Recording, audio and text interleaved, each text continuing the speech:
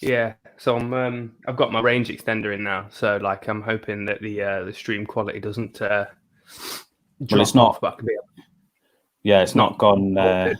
Yeah. Yeah, How I much? tested How it much out did it cost? earlier on. It's only 20 quid. Yeah. Yeah, like I expected it to be a bit more, but and it was quite easy to set up as well. Like all you have to do is like download an app and then just sync it to your Wi-Fi, let it connect, and then it all sorts itself out. So So good. What I forgot what I was going to say then. We'll wait for a few guys to come in, and then we can go over some stuff. I've mentioned the review as well, midweek. yeah, with yeah. So we've got someone in the lounge that's going to make a nice entrance. Just for everyone, just for all those lovely viewers out there. Yeah.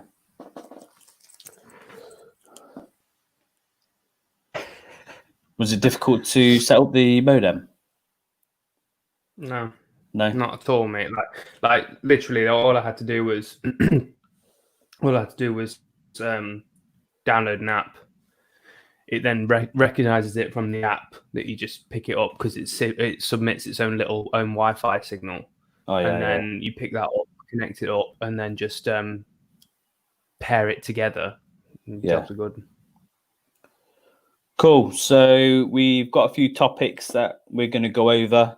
Obviously, movie related, fragrance related, and then we've also got our movie game. So we've got a picture, which will be 25 objects from different films that you've got to pick up on. And Luke Poe is here for some bleaching each other's bumhole party. You are in the right place. That's an hour in, Luke, mate. Don't worry. We're not starting off with that. God, we're not absolute animals. Luke has dived straight in with the bleaching. You usually have to wait for Barry for that kind of talk, but So we've got a good entrance on the way, Luke. Just picking the right time for it. Yeah. So we'll have a few more people in. Who else is on the stream? Drop us a comment down below. Say hello. I think the tsunami outside has just stopped. Yeah, we've just had some horrendous rain, a bit of thunder.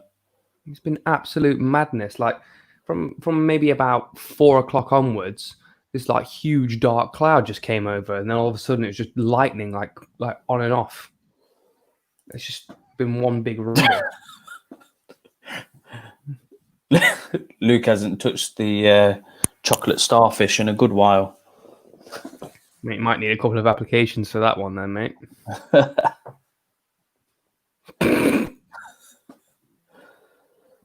Right, we'll give it another minute and then we shall crack on.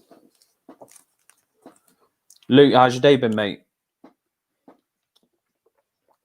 Or morning, depending on what time it is.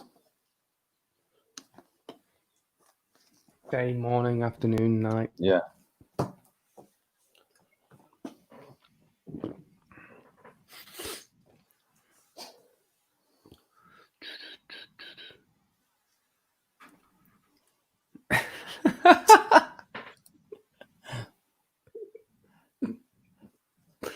Yes, the good old Hershey Highway. Yeah.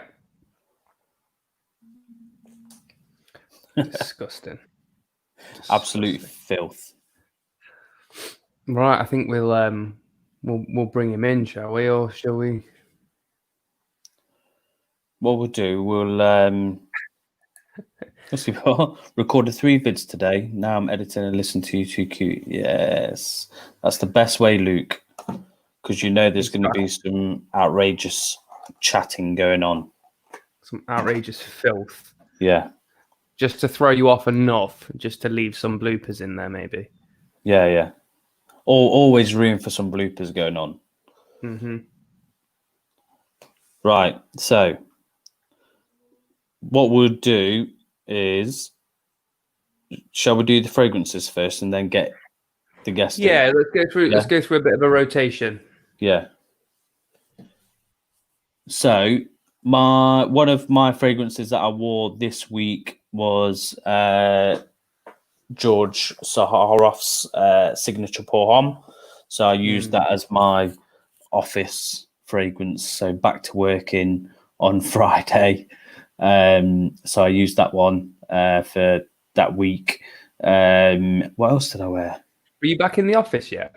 Yeah. I went back in on. You actually went back in? Yeah, 1 day a week. So it's a bit of a rota. How did that feel? Was it like a ghost town?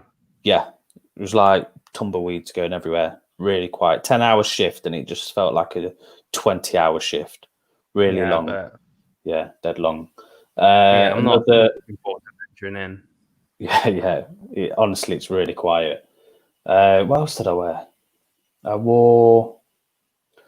Completely gone blank of what I've worn this week. So I wore. Do you have a think? I'll go over a couple of the ones that I've got. Yeah, go on. You go on. You're a bit delayed, mate. Yeah, neon. That's it. Yeah. Got it. Yeah. So I've been doing a bit of comparison this week with some clonies. So CDNIM, Club de Nuit, and some Milton Lloyd. So I've just been doing a bit of a comparison against the two, really, just kind of playing them off each other, trying to get a feel for them, which I prefer, which lasts longer, which is fruitier, which is woodier. I think it's quite obvious what you get from both of these, but because they are obviously what they are, the clones of Aventus, I've just been trying them out a little bit more. Yeah. Just to kind of get a feel for what my favorite is, really. I'll hold off on explaining what my favorite is for maybe something later on in the week. Who knows? Yeah. But yeah, I've been trying them both out and been getting a good wearing of both of them, actually, which is quite nice. Shall we get someone in the conversation? I think someone wants to join us. Yeah. Should we get them in? I think we should. Does anyone want someone else in the chat? Let's get them in. Let's get them in.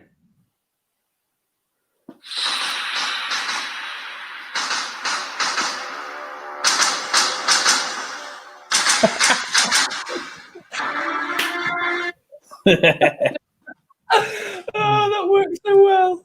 You let me back. I didn't think I'd be allowed back. Hello, boys. That worked so well. How are we all doing? Good. That was good. Got to keep the glasses on. Can't see through them. Oh, that was so funny. It cost about £4 as well.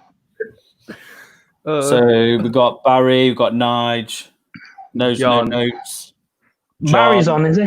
Dan, you've got a fan here, mate. Who's that? I've got something for you. So I shared it with Nick earlier. I copied Barry's little slick back earlier. I said I'd try his slick back look. See if I've got the before and after photos for you. You guys carry on talking. I'll see what I've got. These photos are I've only saw the main one. Yeah. All right. Really. Go on. There's the before. I don't know if you can see it. No, it's not coming through. It looks like a mugshot. Wait, here it is. Here it is. How about that? There it is. Look you're at that. Look at that, ladies and I'm gentlemen. naked. Look at that. Yeah, it looks like in the back. I was getting out of the shower, that one. And then the dry down, as we like to call it. Boom! Look at that. No shit. That is no combing. That is literally what my hair looked like. I've had to jump in the shower. What that looks like? Dan, you know what that looks like? You remember Angry Kid? You remember Angry Kid? Tourette's bumhole syndrome. Yeah. Exactly So what it looks like. That's what my hair looks like if I if I comb it back. Beautiful. Oh gosh. And also, whilst I got Barry in, I've been watching a few of Barry's videos. You know, I've not been big on fragrances, but I'm trying to get into them a bit more. I like Barry's videos, but I swear he turned his head once, and I thought I was going to see a fucking ponytail. I thought it was going to be a ponytail there, but it's not there. It's not there. He let me down. Yeah. There you go, Barry. Get the ponytail going. Cool. So, right. Should we go for our first topic? So, should we go with your one, Ant? Yeah, why not? Yeah. So, what is your least favorite fragrance in your collection? The reason that I want to have this as a topic of discussion is because you see a lot. I mean, obviously, you want to promote what's nice and you want to talk about what your favorite is and what smells good and what you should wear as opposed to what you shouldn't wear. But it made me start thinking, like, when you see like all these posts on Instagram, when you see all these videos on YouTube, you see loads of huge collections, and it started to make me think, like, surely not everyone loves every single one of them. Like, there's got to be a lot of blind buys in there. There's got to be a lot of things in there that you thought was something that you thought was going to be something and it's not. So yeah, it just got me kind of like intrigued as to kind of like what is my least favorite in my little modest collection. But yeah, I just want to know kind of like what other people's kind of like least favorite is in their collection. Because like speaking with just people in the comments now, like they must have tens, if not hundreds, of fragrances in their collection. I mean, almost probably thousands combined. So yeah, I just want to know because I've got two that I'm looking at right now that are probably my least favorite in my collection. And I don't know if Nick, you're similar. Yeah. I've got one, and this was given to me by my dad for Christmas. And that's a nice shout out there. Yeah, so thanks, Dad. So he said he was getting me some nice aftershave, and I got some £10 no. Yeah, and it smells absolutely horrendous. But yeah, it's the thought that counts. So absolutely. But yeah, it's not. Grasso, you can't cuss him out on. No, it needs some education. I think if you speak to Luke, his Poe, I think he knows what no is for, mate. Not sure it's aftershave. Well, Luke was ready. Luke was ready. I think it's bum bleach. Yeah, he's ready for bleaching straight away. He's ready to whack that straight on there. Heather's said Molecule 05. I've not actually sampled Molecule 05, but I have, and even someone in here has put that like wet mud. I've heard and I've seen a few reviews on like all the Molecule range, and 5 just seems to get that damp, really kind of like a damp dark feel. So yeah, like I'm not keen on that. One I won't be trying. What? Damp and dark? Damp and dark, mate. It sounds like it's right up your street. I don't call it a street anymore. So I've got 2, and these aren't to say that they are bad fragrances. I think they get actually quite a lot of love in the community. It's just that they're not necessarily my favorite, or I don't really get the hype around it. So the first one I've got is L'Homme Idéal Cologne by Guerlain. Like everyone seems to love this. Yeah. And Dan, just for your benefit, it's like really, really lemony, really citrusy, but it's supposed to have ginger. But it's supposed to have like an almond. Well, it does have an almond kind of note in it as well. Oh, so no. it should go nice and creamy. But I don't get any creaminess. All I get is like lemon pledge. That's all I get. It's like lemon cleaner. And it goes after a while. See, a lot of people are not agreeing with me on this. Like, everyone seems to love this, but like I get a slight creaminess, like on like the super dry down, like almost kind of like towards the end of the night dry down, if I apply it in the morning. But other than that, all I get is like soapy lemon. Sell it to Barry. Add it to his Barry, 100 goal. I was the one I was watching earlier. He had about 80 bottles of it, didn't he? Yeah. But yeah, like loads of people on here look boo, unsubbed. Like people love this. People absolutely love this. And I'm not saying it's bad. Like it's quite a nice lemon, but it is quite soapy to me, like a really soapy lemon. And I can understand why people like it. I just don't. Soz. Sozard. My other one and this is probably just because it's too much for me. Yeah. It's too much. I'm too tame. Is Oh my God. Blasphemy.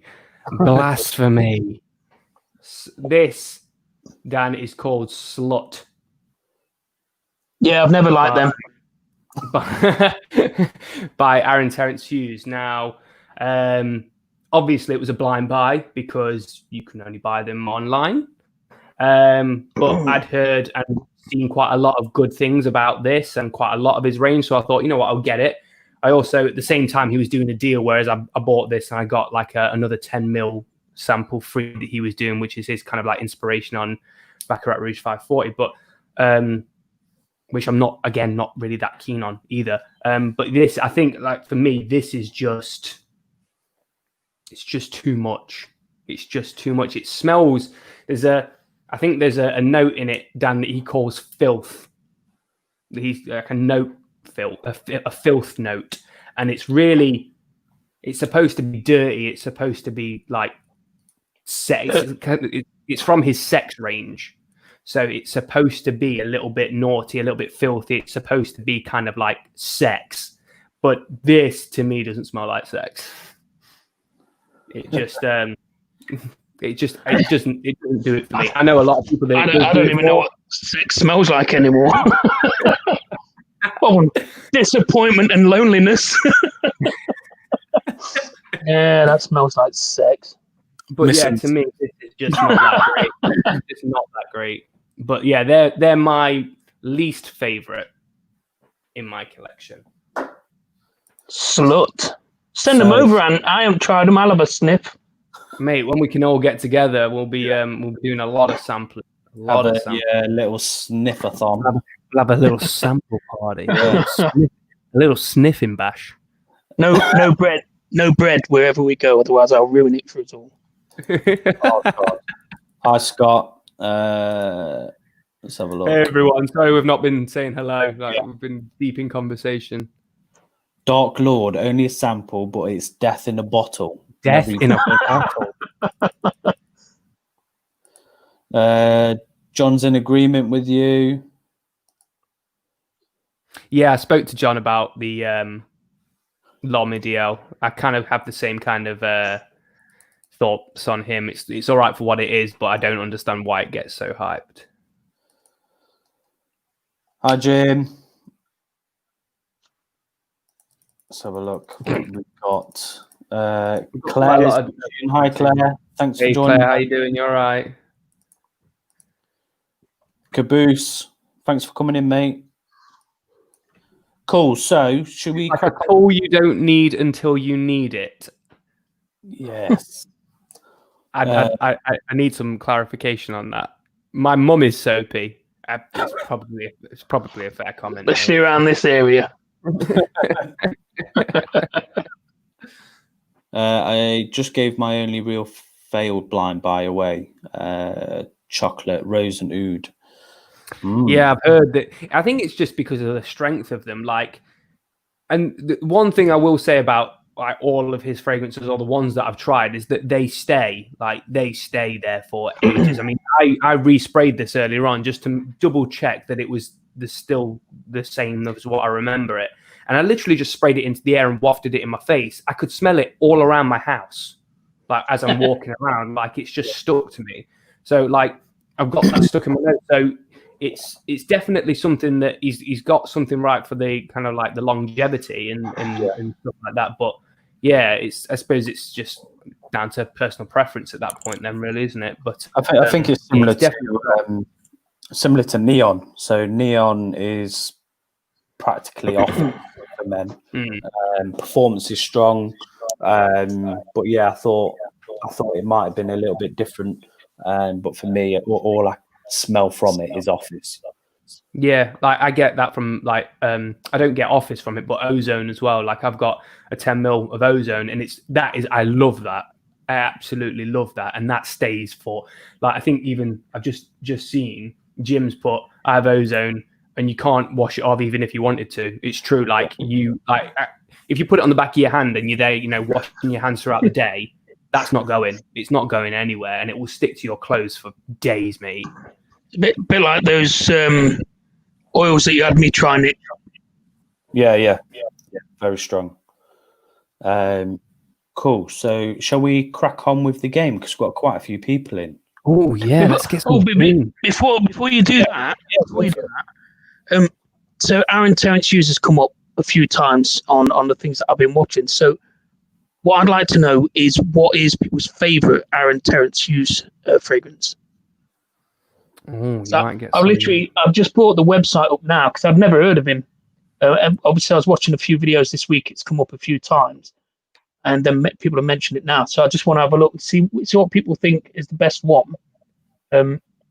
Because as you all know, I'm not into fragrances, but I'm going to start buying some. I made an order today for, I think I bought 6 fragrances from Perfume Parlour.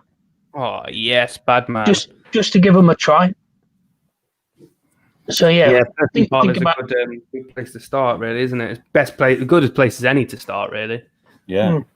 And if you've got any other recommendations for Dan as a sort of entry level, keep it cheap.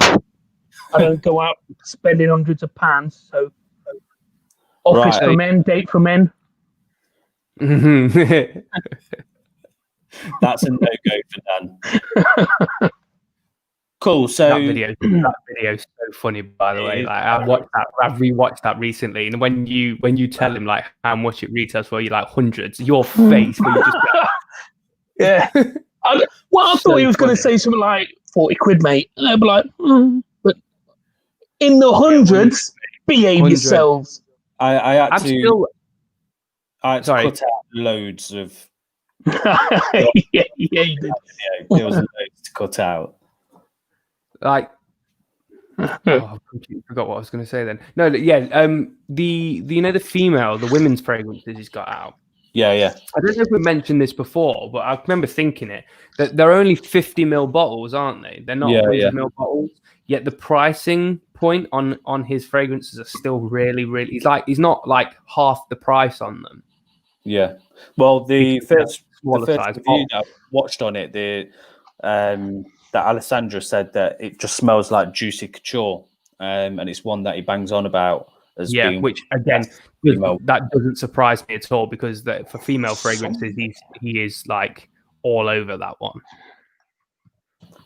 It wouldn't surprise me if he made something that smelled like Chanel Chance as well, because he bangs on about that. Like, I mean, don't get me wrong, Chanel Chance is incredible, but it wouldn't surprise me if one of them smelled like that. Give me 1 second, because one of my girls' toy irons is just going mental. And I just need to turn it off. Ever the professional. Let's catch up on some of these comments. Gosh, we've got so many. Sensor, so it just goes mental. Are you sure that's not yours, Nick? In the bin. There we go. Right, okay, so what we're going to do is we're going to do the movie game, where I've got a picture, and on this picture you've got movie objects. So you've got 25 to pick from. Ooh. And your picture is this. So let's take Mm. the comment down. Balls don't hit back. Guys, we'll catch up on the comments very soon after we've done this game. There's been quite a lot of comments that we've missed, so we'll definitely catch up.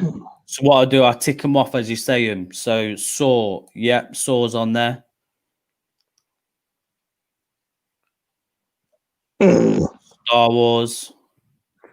Yes, Nige. Oh dear. Beauty and the Beast, Harry Potter. Where's Harry Potter?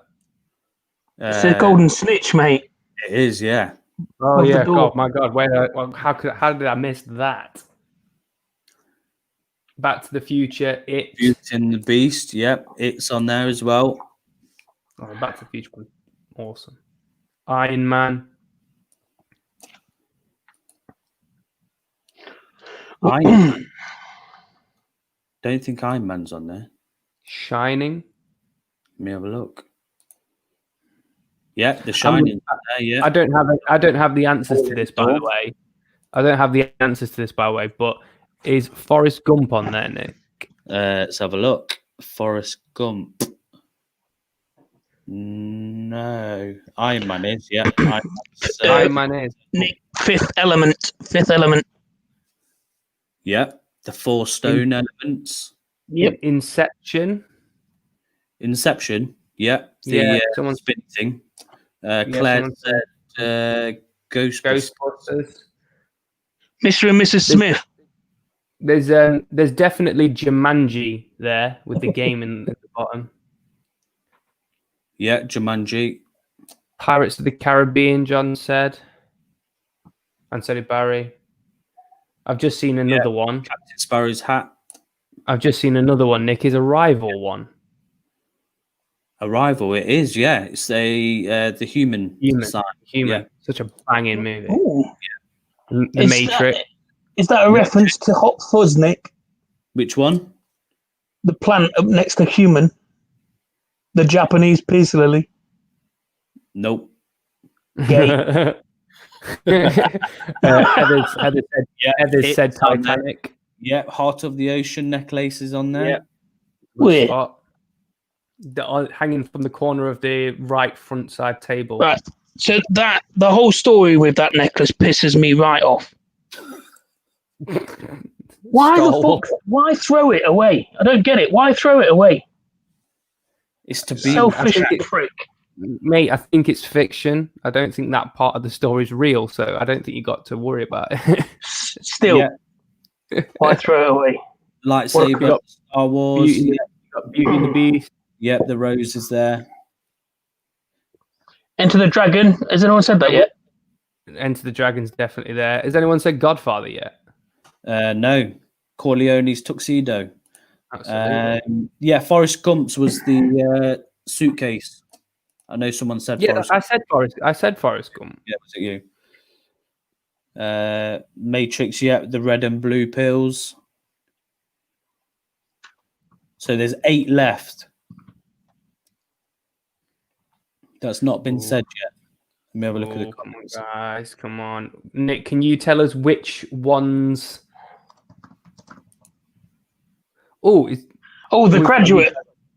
Nope. No. No.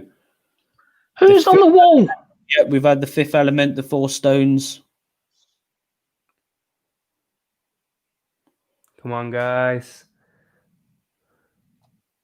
Yeah, so there's 1, 2, 3, 4, 5, 6. Yeah, so there's 8 left. Yeah, Guardians of the Galaxy, Star-Lord's media player. Oh, is that what it is? Yeah, good one, Luke. That's a good spot. The Patriot.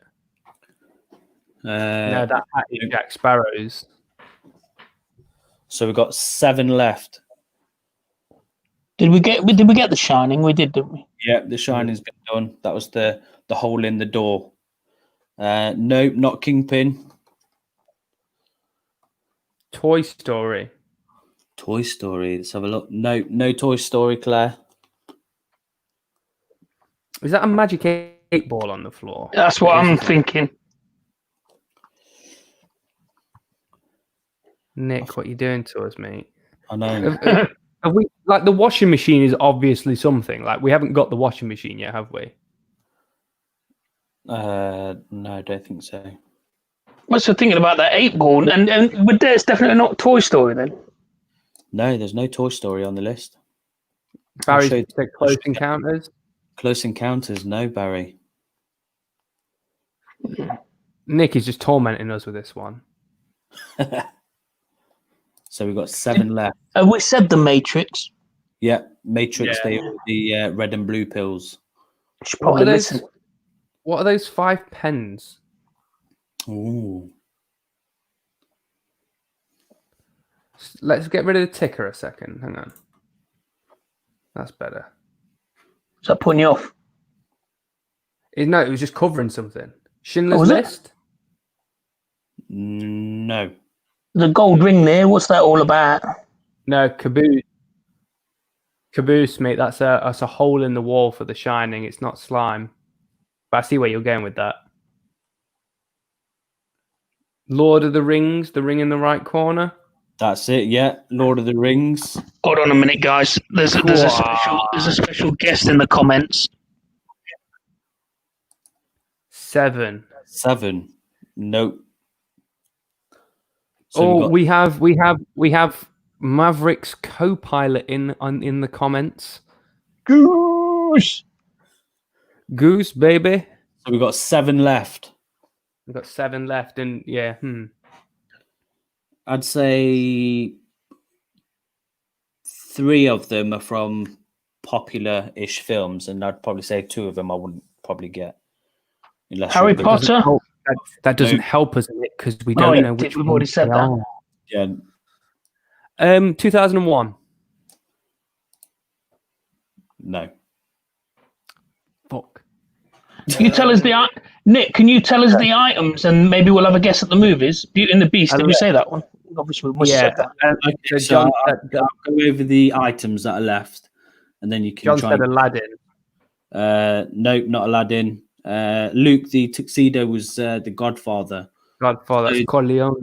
No, So the Corleone. items that are left are a poster with Rita Hayworth. Well, that's Shawshank the Redemption. graduate. That's Shawshank Redemption. There you go. Yeah. Of course it is.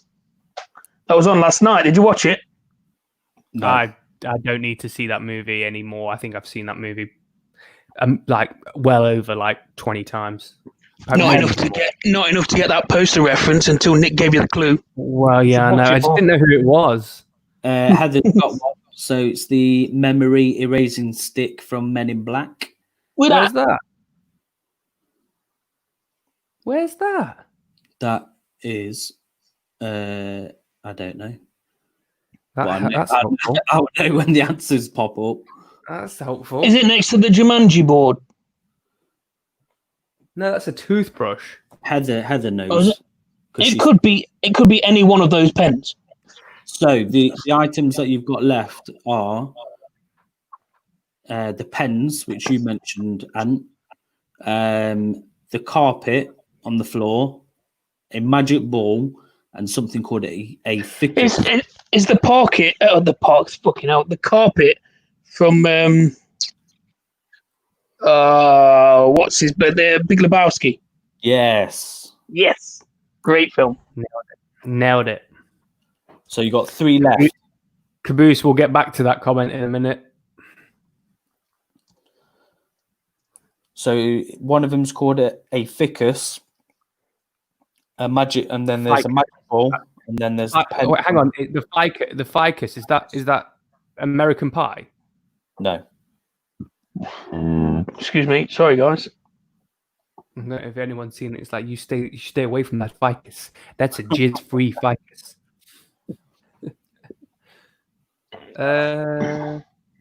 So I'll give it another minute, and then I'll provide the answers. So the I want to know what that toothbrush is on the floor. So the ficus one. Oh no! Give it away. I was going to give Fun with Dick and Jane. No. Is the toothbrush actually toothbrush the film? So John said, "Is it big?" No. The craze. Luke, No, not the Luke craze. said that's what she said. Fun with Dick and Jane. No, not Hot Fuzz either, Heather.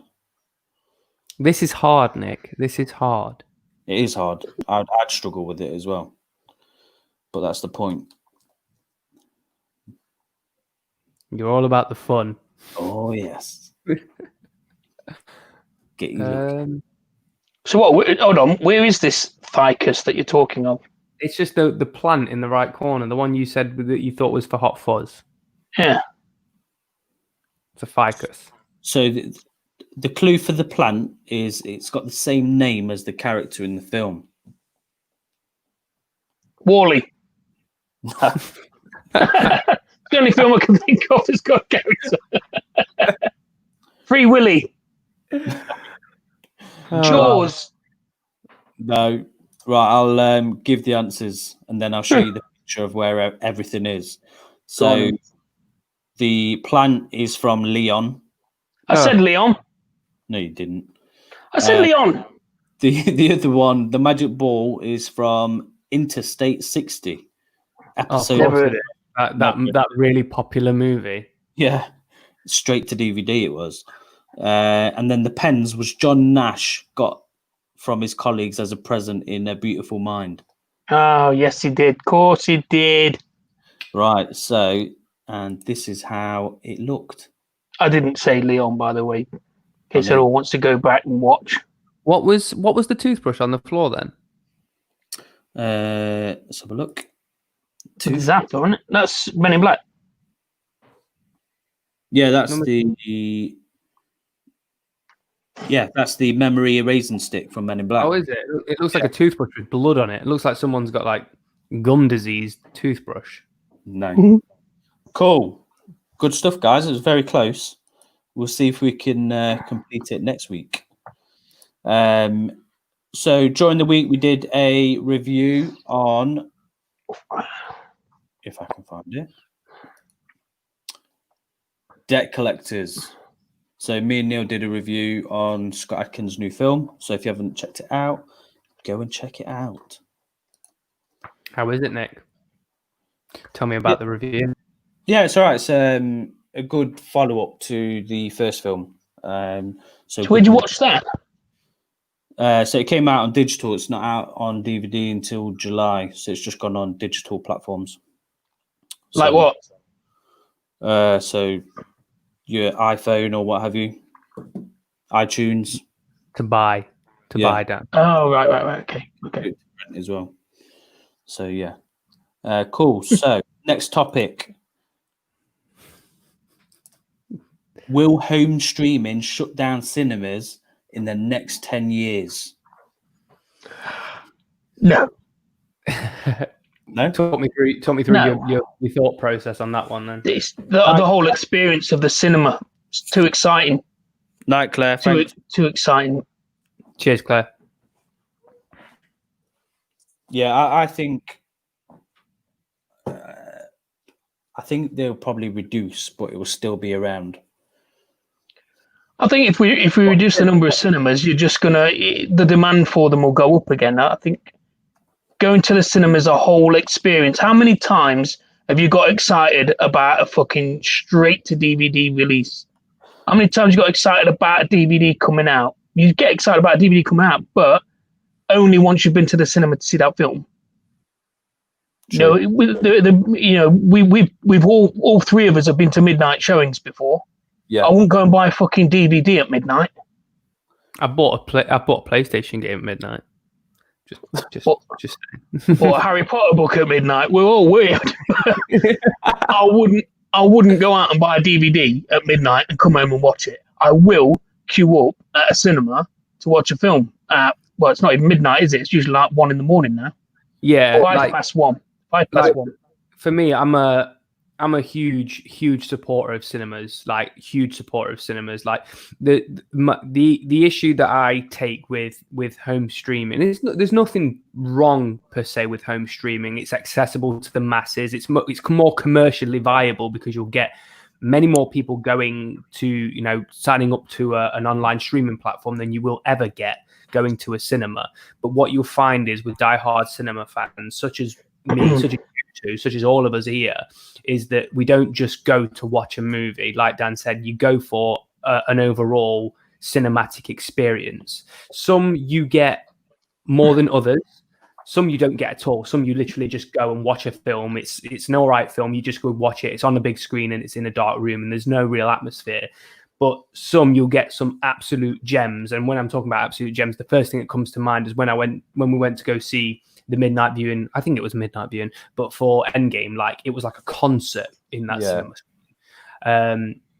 And you get the clear divide between an experience and just viewing pleasure.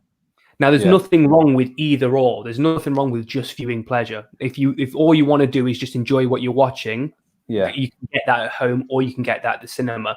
But I can guarantee you, avid cinema goers will tell you that they go to the cinema for an experience, for the atmosphere, for the immersiveness of being in a cinema. Because when you're in a cinema, the idea of being in the cinema is you will completely immerse yourself within that screen. It's the reason why the screens are so big. It's the reason why the room is so dark.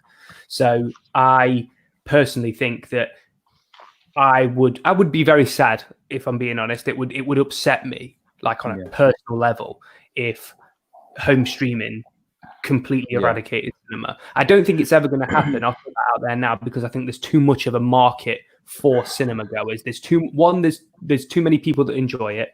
Two, there's far too much money in it. I mean, if people don't go to the cinema, movies don't make money. Do you think though that companies are gonna get greedy? Because I've already seen it with I think it was Universal. So Universal were gonna release I don't know which film it was, but they were going to release it to home streaming to rent at home before it hit the cinema. So I think it was AMC Theatres had basically said, right, we're not going to show any of your films anymore just because you're cutting us out of money. So I think there's the greedy side as well. So even though it's... Sorry, all right, my biggest... So I'm jumping in, I'm sorry. Watching a movie at home, how many fucking interruptions can you possibly get? How many interactions with other people are you going to get? Watching a movie in the cinema, no fuck is going to go. Oh, you might get the odd dickhead that's making too much noise, but no one's coming in and disturbing you. Your phone's not ringing if you've turned it off. You've got no one knocking at the door. Your pizza doesn't need to arrive. None of that crap happens. Plus, if anything, you ain't going to get the jump scare experience sat on your sofa that you're going to get in the cinema. Every single one of us has seen a scary movie at the cinema and laughed along with 200 other people that had just jumped out of fucking skins. And we're all laughing because we all know we look like dickheads because we've just been scared by a movie. You're not going to get that in your house. Yeah. Unless you've got 30 of your friends around, and I ain't got 30 fucking friends. No, I totally agree. Like, agree. Like, there's a huge difference between it. And Nick, to go back to your point of, do you think companies are going to get greedy? I think companies have taken, I don't know if taken advantage is the right way of explaining it, but taken advantage of the situation that the world is currently in at the minute with lockdown, obviously with cinemas not being accessible given the nature of how close everyone is, so that people are going to start kind of thinking about home streaming more as a prominent kind of thought rather than cinemas at the minute. I don't know if that is going to be something that is a continuous thought going on. I hope it's not, because once the world is rid of what it is that we need to get rid of in order to open everywhere up and things to go back to normal, I think that cinema goers will be one of the first, like as soon as the cinema opens, like cinemas will be full. I can guarantee it. Cinemas will be full, just because of those avid cinema fans. They've been itching, they've been chomping at the bit to get to watch those releases that have been pushed back. Get to watch and I don't even necessarily think it will be those ones that are like, I need to go watch this specific movie. I think what you'll find is a lot of cinema goers that have got like like subscriptions like Cineworld cards and things like that just naturally go and see pretty much everything they can, will go in there to watch whatever they can, even more so now than they have done before. because they just have missed that experience so much. So I think that once lockdown finished and everything's back to normal, I think what we'll find is that the cinema industry will start to boom a little bit. Whether or not that kind of plateaus off after the kind of like the novelty of being in that environment wears off a bit, I don't know. But I for one, I personally can't wait to get back into a cinema. I can't wait. Like, I love going to the cinema. I'll happily. I'm one of those people who go to the cinema by themselves. Like, it doesn't really matter to me. I've done that too many times. Or like when I'm going with someone, you don't talk to them, do you?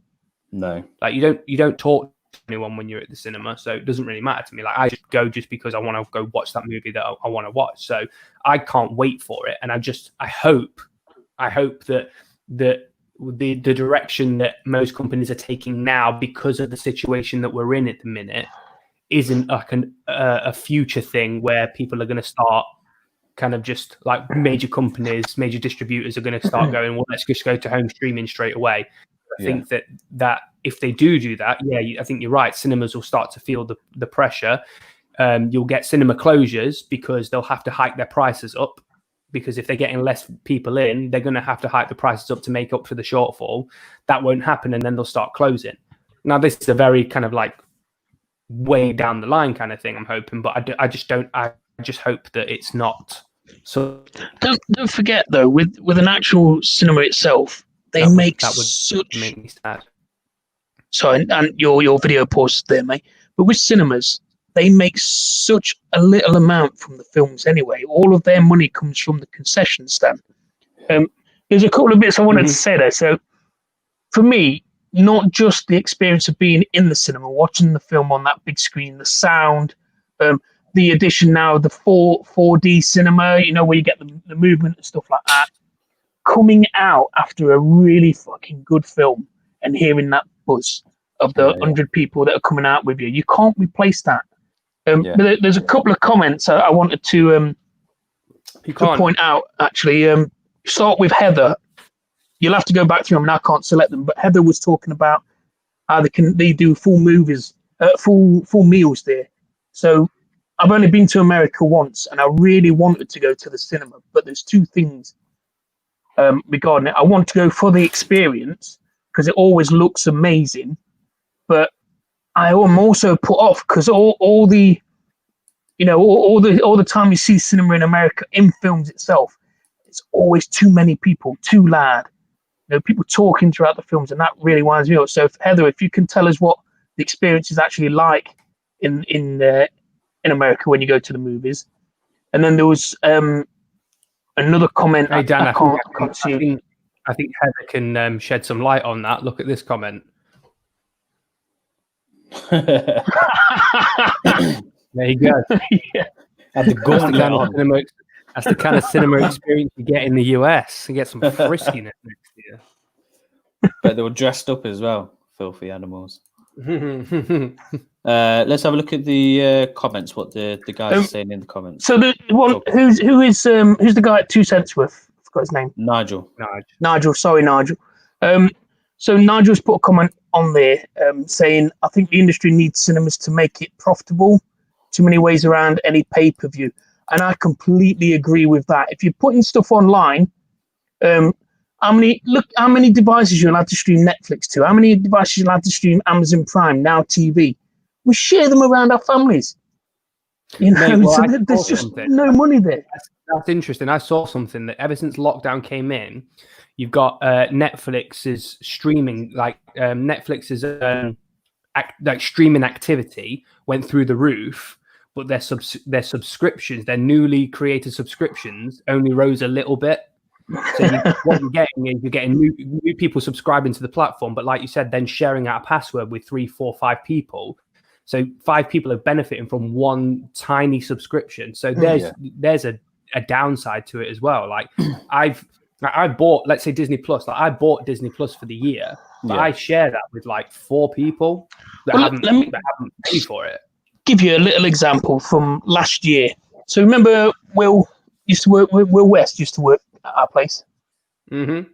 Yeah. So he was on Facebook, and he made a comment that lost my Netflix password. Can the day get any worse? Something along those lines.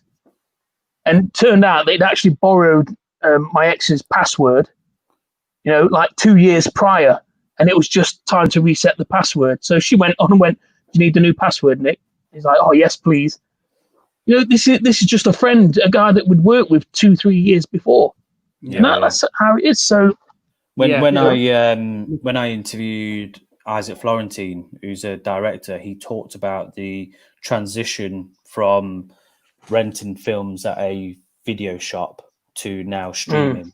And he said that's where a lot of loss of money comes from, because when people used to rent, if they were late with payments and if they were just renting on general, that income was coming from that. And then as soon as streaming came, all of that money's gone in terms of going towards filmmaking and see, paying. I'm old enough to remember. Well, you guys aren't that much younger than me, but I remember we used to have one near us called Video City. It was then changed to Blockbuster. But I remember going down there to rent movies out with my mum and getting the video cassette, the VHS, getting it home and having to rewind the fucker.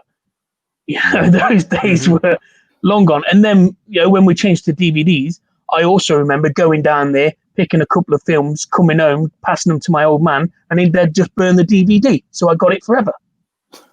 So piracy was around back then, guys, as well. Yeah. Right, let's go through some of the comments. So, We've got quite a lot. So we got space films. Yeah, definitely 10 times better. Ooh. Yeah, I saw Gravity in IMAX, and I'm not a massive fan of the overall film, but my gosh, the visuals of that film and the immersiveness of IMAX was incredible. Yeah, comedies. Yeah, I think comedies are brilliant in the cinema.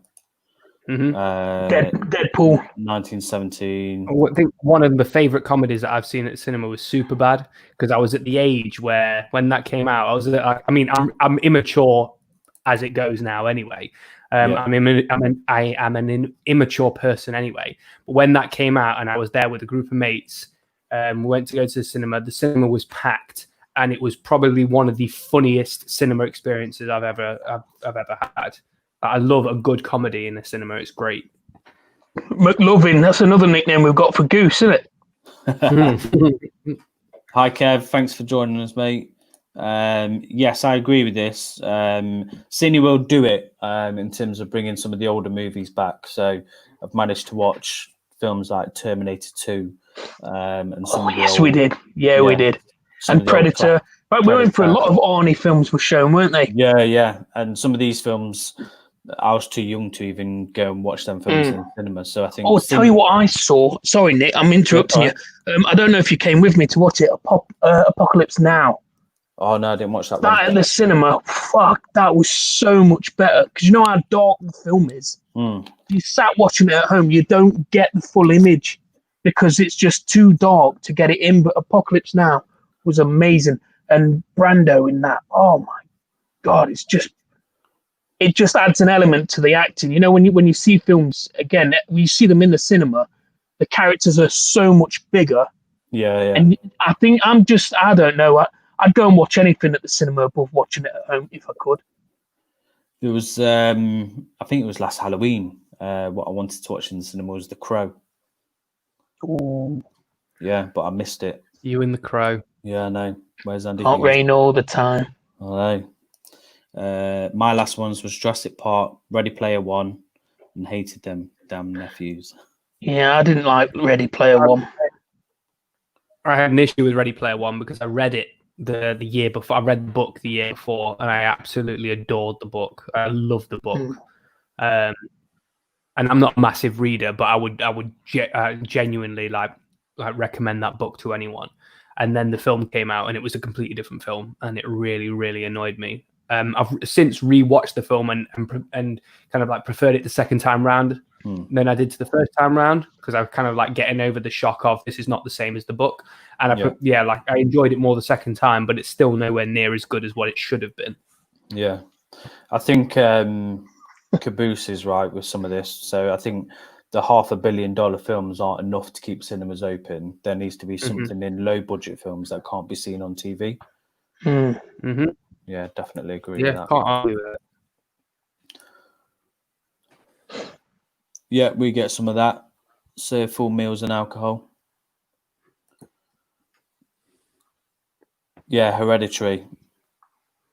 It was all We've right. talked about that. We've talked about that on it before, haven't we? Like that is you should have just it should have just stopped at a certain point. It should have just stopped at a certain point and just said that I've had enough because it was good up until that point, and then they just literally just went, you know what? You know how we could really ruin this movie? I've never seen it. Mate, like seriously, you'll know when you do watch it, if and when you do watch it, it will get to a point and you'll go, what? That's when it's ruined, and then you don't need to watch it beyond that point. So Scott would prefer to watch from home and have a little wee wee and put it on pause. See, I quite like the excitement of like holding in a wee. Like that seems a bit weird. That seems a bit like, and probably unhealthy. But like, I don't know, there's something about being in the cinema that you are glued to the screen and you can't deter your focus away from that screen. Otherwise, you'll miss something. You don't have the luxury of pausing it, but that's part of the experience. You don't have the luxury of getting up and doing what you want, but that's part of the experience for me. You're 100% committed to the film. Yeah. As a fat man, there's nothing quite like the experience of walking back into the cinema and hearing some cunt shout, "Slap cracker!" and then finding out it's one of your best mates. I think there was one time I went to cinema with Dan, and there was some kids in the background. Well, not kids, teenagers, just making a right noise in the cinema, pissing people off. Throw some sweets, didn't they? Yeah. And Dan just was shouting, "Shut the fuck up!" And then like the whole cinema started clapping, didn't they? I hate that. I remember being in the cinema once with Dagley, and there were some kids behind us, and they were chuntering away, kicking the seat, bit of popcorn here and there. And I just stood up. I went, if you don't stop, I'm going to go outside and I'm going to get the manager and you're all going to be thrown out. You fucking cunts. And sat back down. And Keith was just like, you did so well until that moment. And their dads were with them. Oh, nice. And they didn't say, oh, that's just etiquette in the cinema, innit? It just winds me up. Just sit down, shut up, enjoy the experience. So Caboose has put, most people don't really like films. They like how films fit in their lives. The industry follows the majority whims. Thus, most stuff looks / sounds like Netflix shows. I think a lot of stuff is going towards that sort of Netflixy. You've got the HBO stuff coming out now. So I think, because streaming is such a big thing, I think that's where a lot of people are wanting to go to now, is the Netflix. See, I'm going to have to disagree with that comment because I mean, for me anyway, but I love films. Like I love being transported away into a different world. That's one of the main reasons that I love films so much, is because there's such a vast array of different type of film that you could get out there. And if it's done right, you get completely immersed in it. And that for me is kind of like, it's an irreplaceable kind of thing. Once it's done right, it's an irreplaceable thing. And it's not a case of it fits in with like how it fits in my life. Like if I go and see a movie about Interstellar, let's say for instance, a movie I really love, Interstellar, it's got nothing to do with the way that things are going, but like I was completely transfixed. Like a good horror movie, it's got nothing to do with anything in my life, but if you get a good horror movie that scares to your core and it immerses you, I go for the experience of being transported into a different world for an hour and a half, 2 hours, 2.5 hours, 3 hours, whatever length the movie is. And that's the reason I go, and I don't like it. I love it. That's the reason that I like watching movies, is because it allows me to not forget about life. There are a lot of movies that are about real life that are really important. but those that completely take you away out of the world are some of my favorites. So we've got, for me, renting DVDs never worked. I prefer streaming a lot, but that's a whole separate thing from cinemas for me.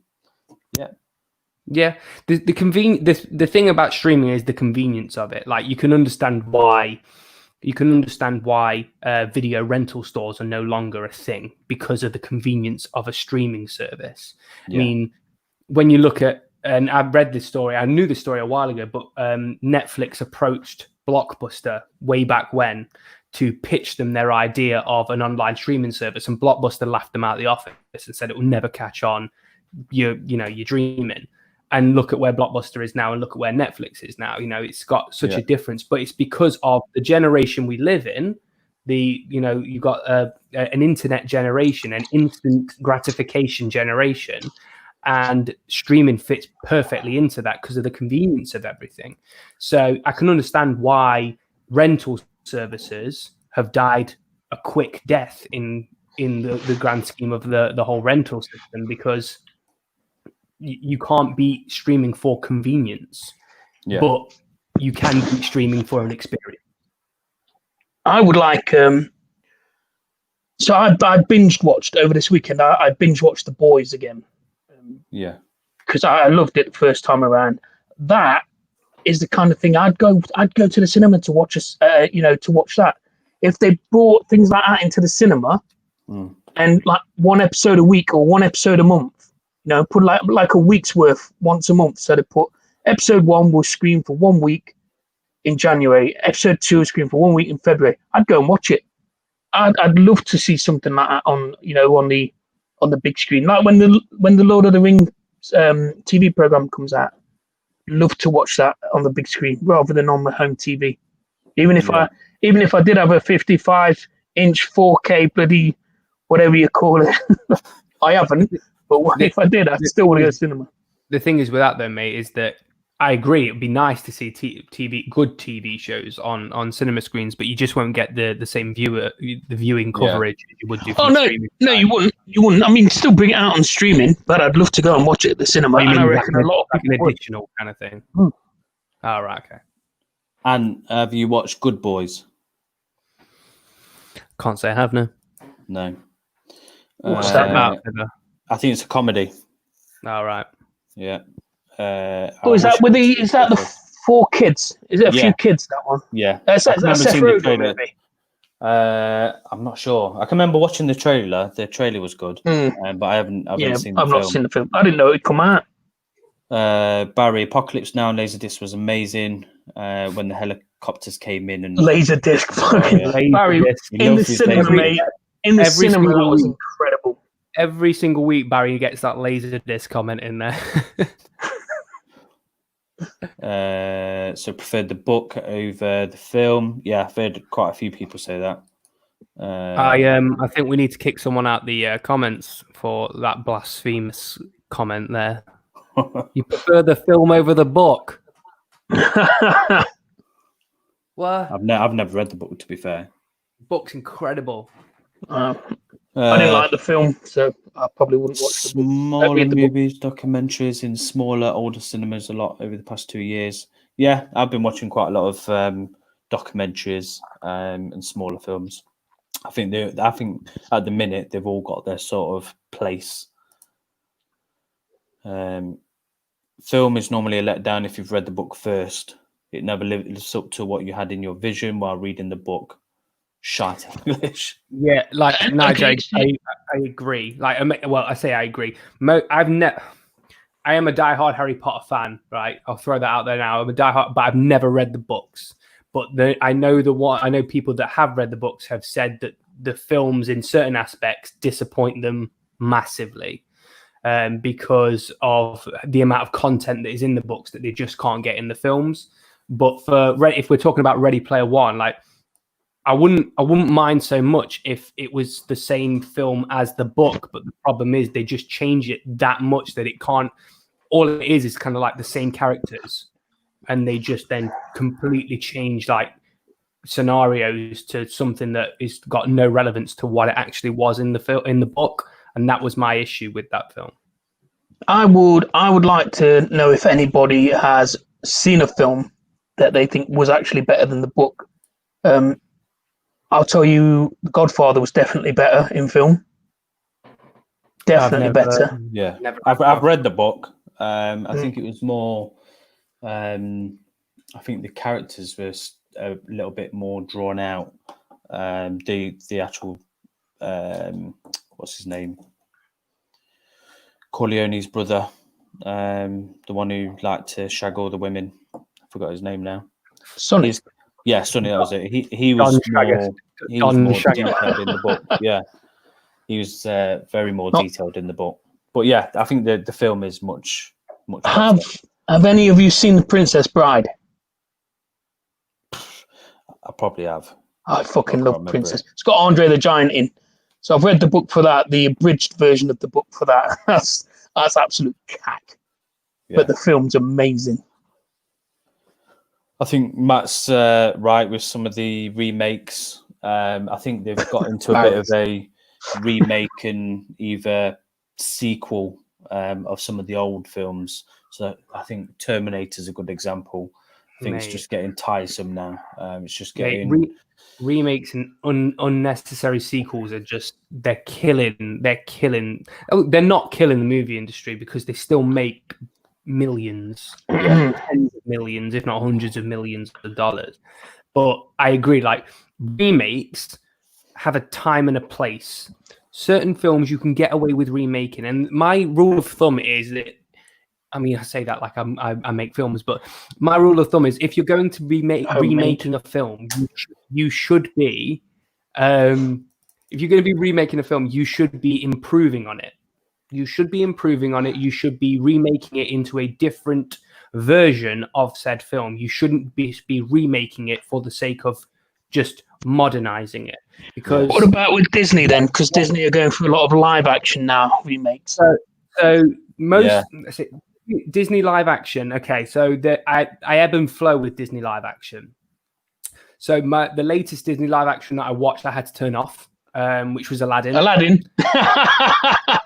it off because I couldn't stomach it. I love Aladdin. Like Aladdin's one of my favorite Disney movies. Yeah, like I love it. I had to turn it off because I just couldn't stomach it. Like it just wasn't. I just don't understand what the need was for it. Like a lot of them, like Lion King, I thought it looked absolutely stunning, like as a spectacle, but it didn't hit like the dialogue because the problem is with the Lion King, because it was such a photorealistic looking movie, you couldn't convey emotion from a lion because lions don't convey emotion like humans do.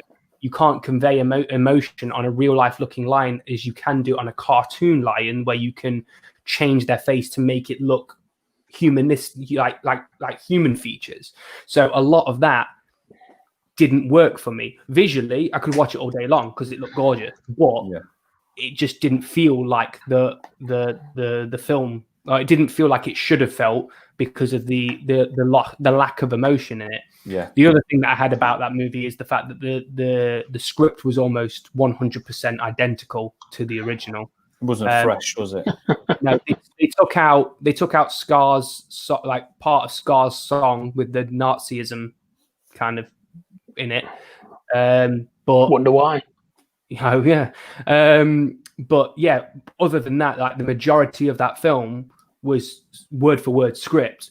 And that was the other problem I had with Beauty and the Beast as well. Like the Beauty and the Beast remake is all right, but the film was literally a word for word remake. Yeah.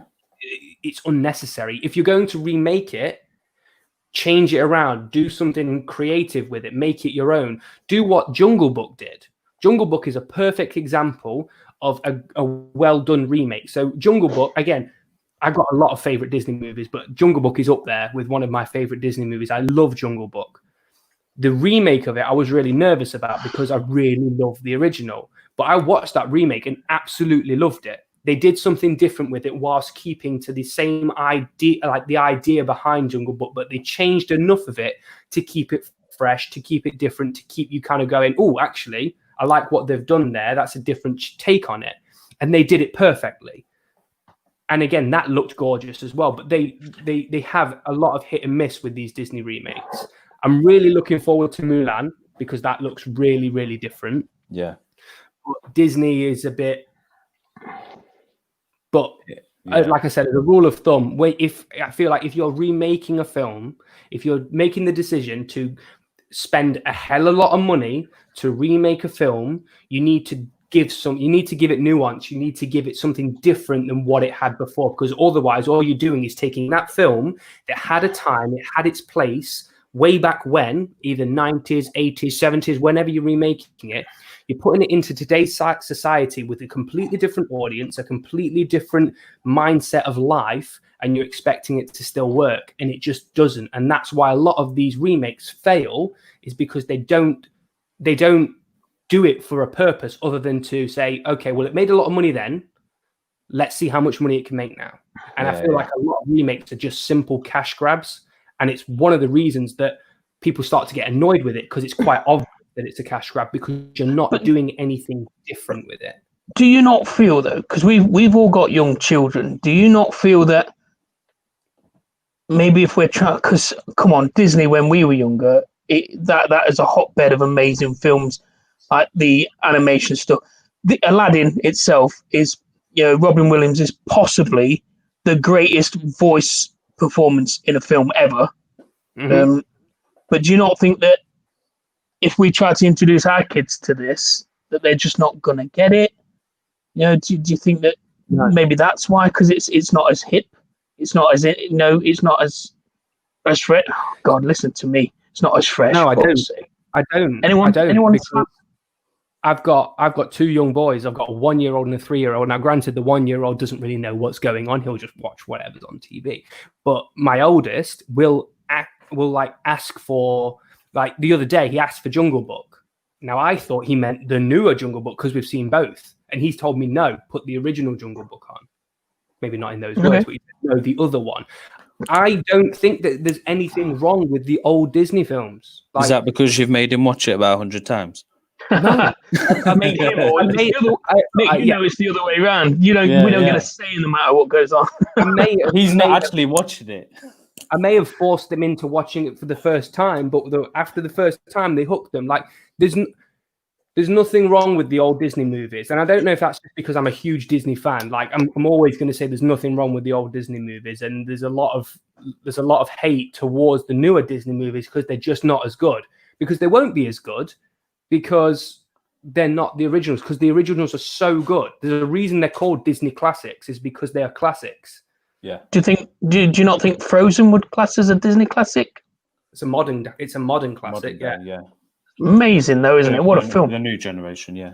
And a lot of the newer Disney movies that are new are great. Tangled, one of my favorite animated Disney movies. Great, yeah, I really like Tangled. Absolutely love it. Frozen, loved it. Frozen 2 wasn't as good as Frozen 1, but still loved it. Big Hero 6, I absolutely love Big Hero 6 with Baymax. I think it's amazing. When Disney do something right, they do it really right. But what I find is that, and I struggle to understand why they're continuing on with the formula. I don't know if it's because it makes so much money. These remakes and these live action remakes, because they're very hit and miss. I mean, look at Cinderella. Cinderella is went massively under the radar. Like, I don't know anyone that enjoyed that movie. I think Dumbo was a big one. Dumbo did not work. Yeah, didn't work. But but you've got to look at. Rewind. Cinderella. Yeah. Well, they released the live action. Yeah, it was one of the first ones that came out, mate. It was, Didn't even know that. And it was a long time ago, but it went so far under the radar in terms of the newer ones that it was almost like you said, you didn't even know it came out. Dumbo, I didn't even bother. I didn't even bother with it because it just looked garbage. I don't know anyone that said a good thing about it. We've got some people leaving, by the way, so we might want to say goodnight. Oh. I've seen a load of comments. Right, let me just go through some of the comments. Sorry, I've been babbling on. I do apologise. Fucking never enter the Disney chat with Ant. So no, I've not watched Dark on Netflix. Have any of you guys watched it? Nope. No. See you later, Nige. Thanks for stopping. See you later, in, mate. Nige. Thank you, mate. Cali Reviews, how you doing, mate? If you're still in here, thanks for coming in. Is the woods any good? Your type of woods? I'm not sure, James.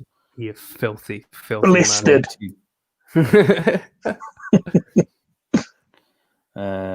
So it'd be hard to get a theatre. That's me. That's about me talking about getting. I get that.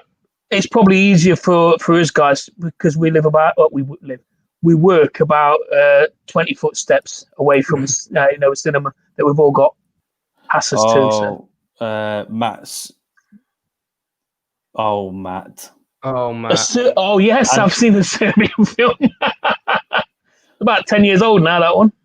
Oh, my God. Outrageous film. I think I didn't even watch it all the way. I got told about it, and I was like, no, definitely not watching that one. Intrigue got me into that movie, and disgust took me out of it.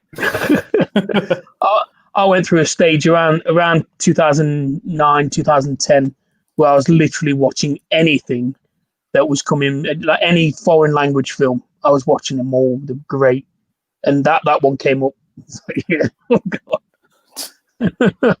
It's just I just don't know how they pitched that movie, and someone went, "Go make it." I think they made it and then pitched it. No, it's a Polish version of 50 Shades of Grey, but a whole lot more graphic. Oh, a whole lot more graphic. And a whole lot less consensual. Big Trouble was just as good as the book, although a bit different. What, Big Trouble, what, in Little China? Didn't even know there was a book on that. Me neither. Remains of the Day and Fight Club are better than the books. Fight Club's a great movie. Never read the book. No. Don't need to now. So Cali, Aladdin was kind of whack. I like Jungle Book. Aladdin was shocking, mate. It's just so bad. Like oddly, the most controversial thing about that movie was the most entertaining thing, which was Will Smith. He was the only thing that was entertaining about it. Yeah, it still was weird. Let's have a look.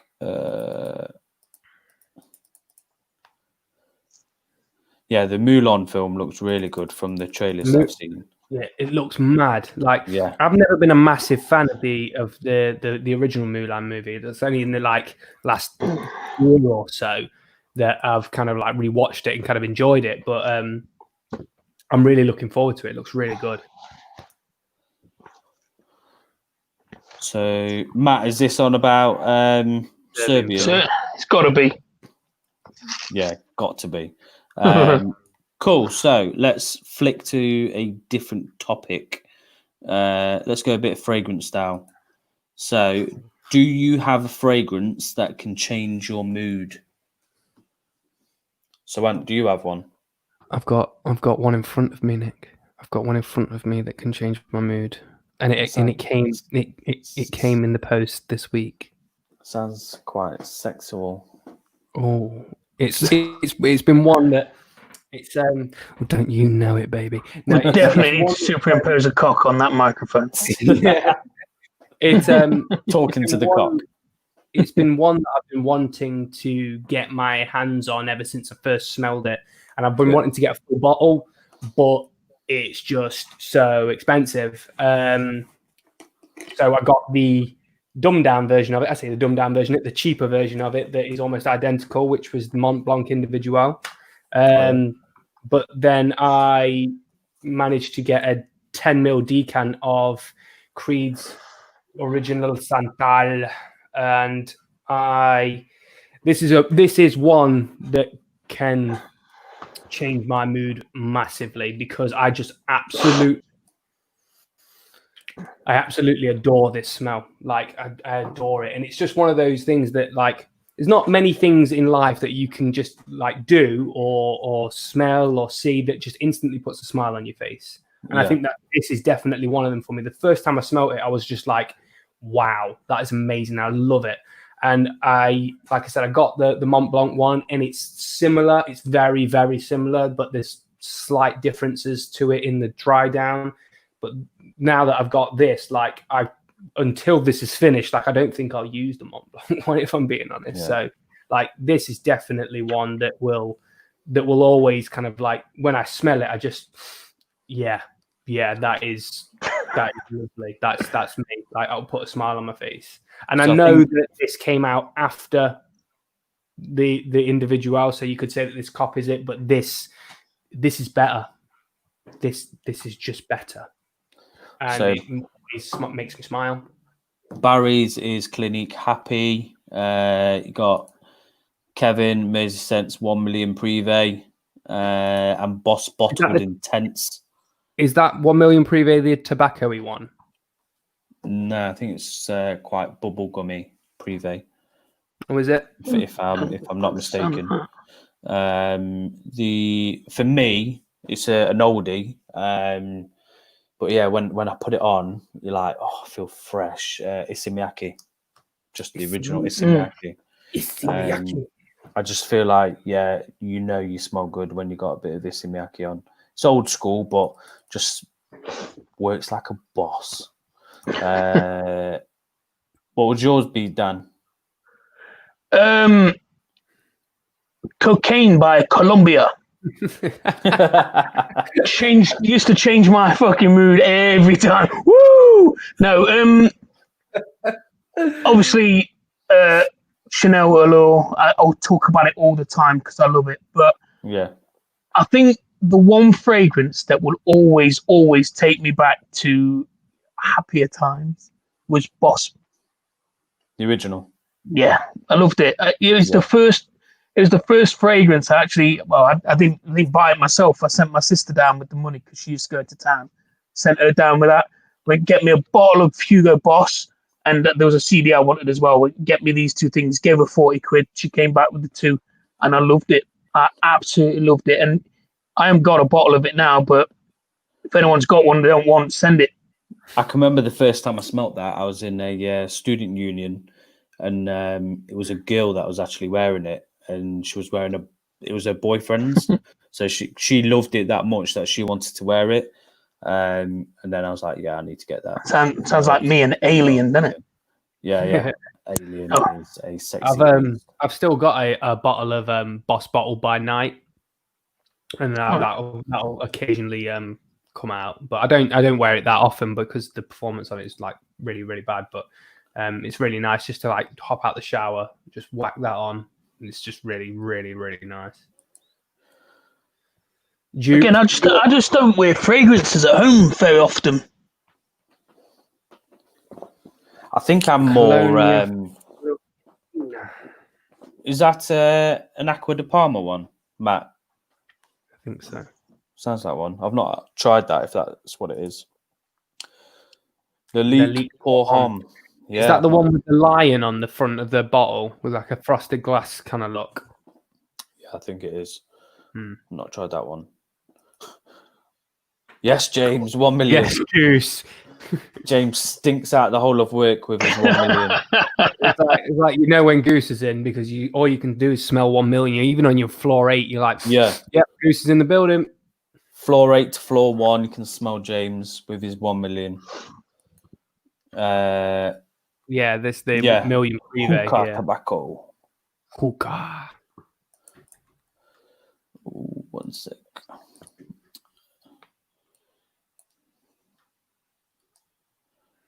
Golan EDP.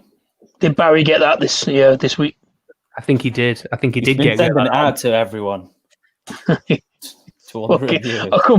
couldn't believe watching that video. It's a great video, by the way, Barry. But watching that video and like 13 different versions of the same fucking fragrance. I was like, I'm sure he's mentioned that one already.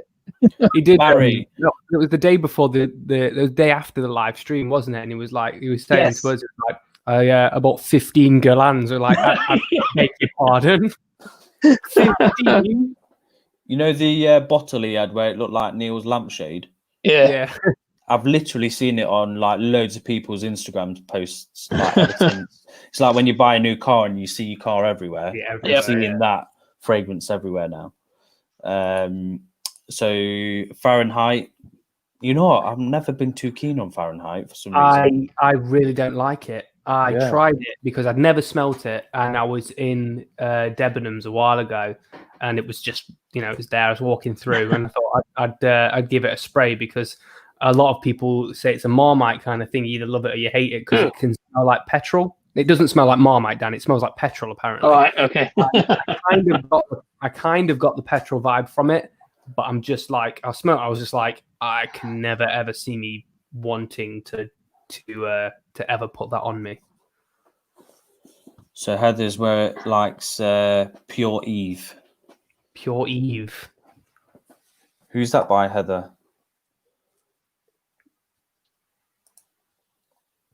It's a beautiful freshie. Green notes. Yeah, it's the one with the line and Seen it discussed a few times. Musgravager. That Frederic Mal. Federico Perfume. Oh, nice. Discontinued. Profumo di Frenzy. Mojito time. Sound like Nick's uncle offering me a drink. It does. Zahara signature pour home. I need to get my nose on that because everyone absolutely loves it. Yeah, it's got a really, really nice dry down. Which one's that? Zahara signature pour. Yeah, really nice. Good dry down. You know what video that made me laugh today was Jeremy put a sort of flashback video of where he met Tom Ford, and he just cut the video off of where Dan. So this is Jeremy meeting Tom Ford for the first time. Your favorite influencer, favorite date for men, office for men. Yeah, absolutely. Yeah. So he meets. What did you say to him, Jeremy? Did he go, "It's so expensive"? Tom Ford would be like, "You're right on my alley, mate." Tom Ford is. He basically tells him that tobacco oud is one of his most disliked fragrances, or something along the lines. Nice. And you got Tom Ford like, "Excuse me," and it's just like, "What the fuck?" It just made me piss. Yeah, brilliant. Yeah, he posted it as a little snapshot today, and it just reminded me and made me laugh. What's really weird is that, whilst he says that it's his most disliked it, like Jeremy doesn't shut up about tobacco oud. Like he loves that fragrance, and I can't understand why, because it's so potent. It is so potent. Portrait of a Lady. Never tried that one. See you later, Goose. Don't be late, mate. Are you in tomorrow, Nick? Yeah, I'm in. At home. Oh, of course you're. Yeah. I've never tried Portrait of a Lady. It's a little bit on the expensive side for me, mate. Yeah, it is expensive. Sahara. Frederic Mal is expensive as hell. What we're talking price-wise? Hundreds, mate. Hundreds. Who the fuck spends hundreds of pounds on a fragrance? Why are you spending that? People in here, if you spend £100 on a fragrance, tell me why. Because it smells nice, mate. I mean, I've not done it, but bollocks. Because it smells nice. There's hundreds of thousands of fragrances out there that smell nice. Why are you going to spend hundreds of pounds? I want to know someone on here who spent hundreds of pounds on a fragrance. Why?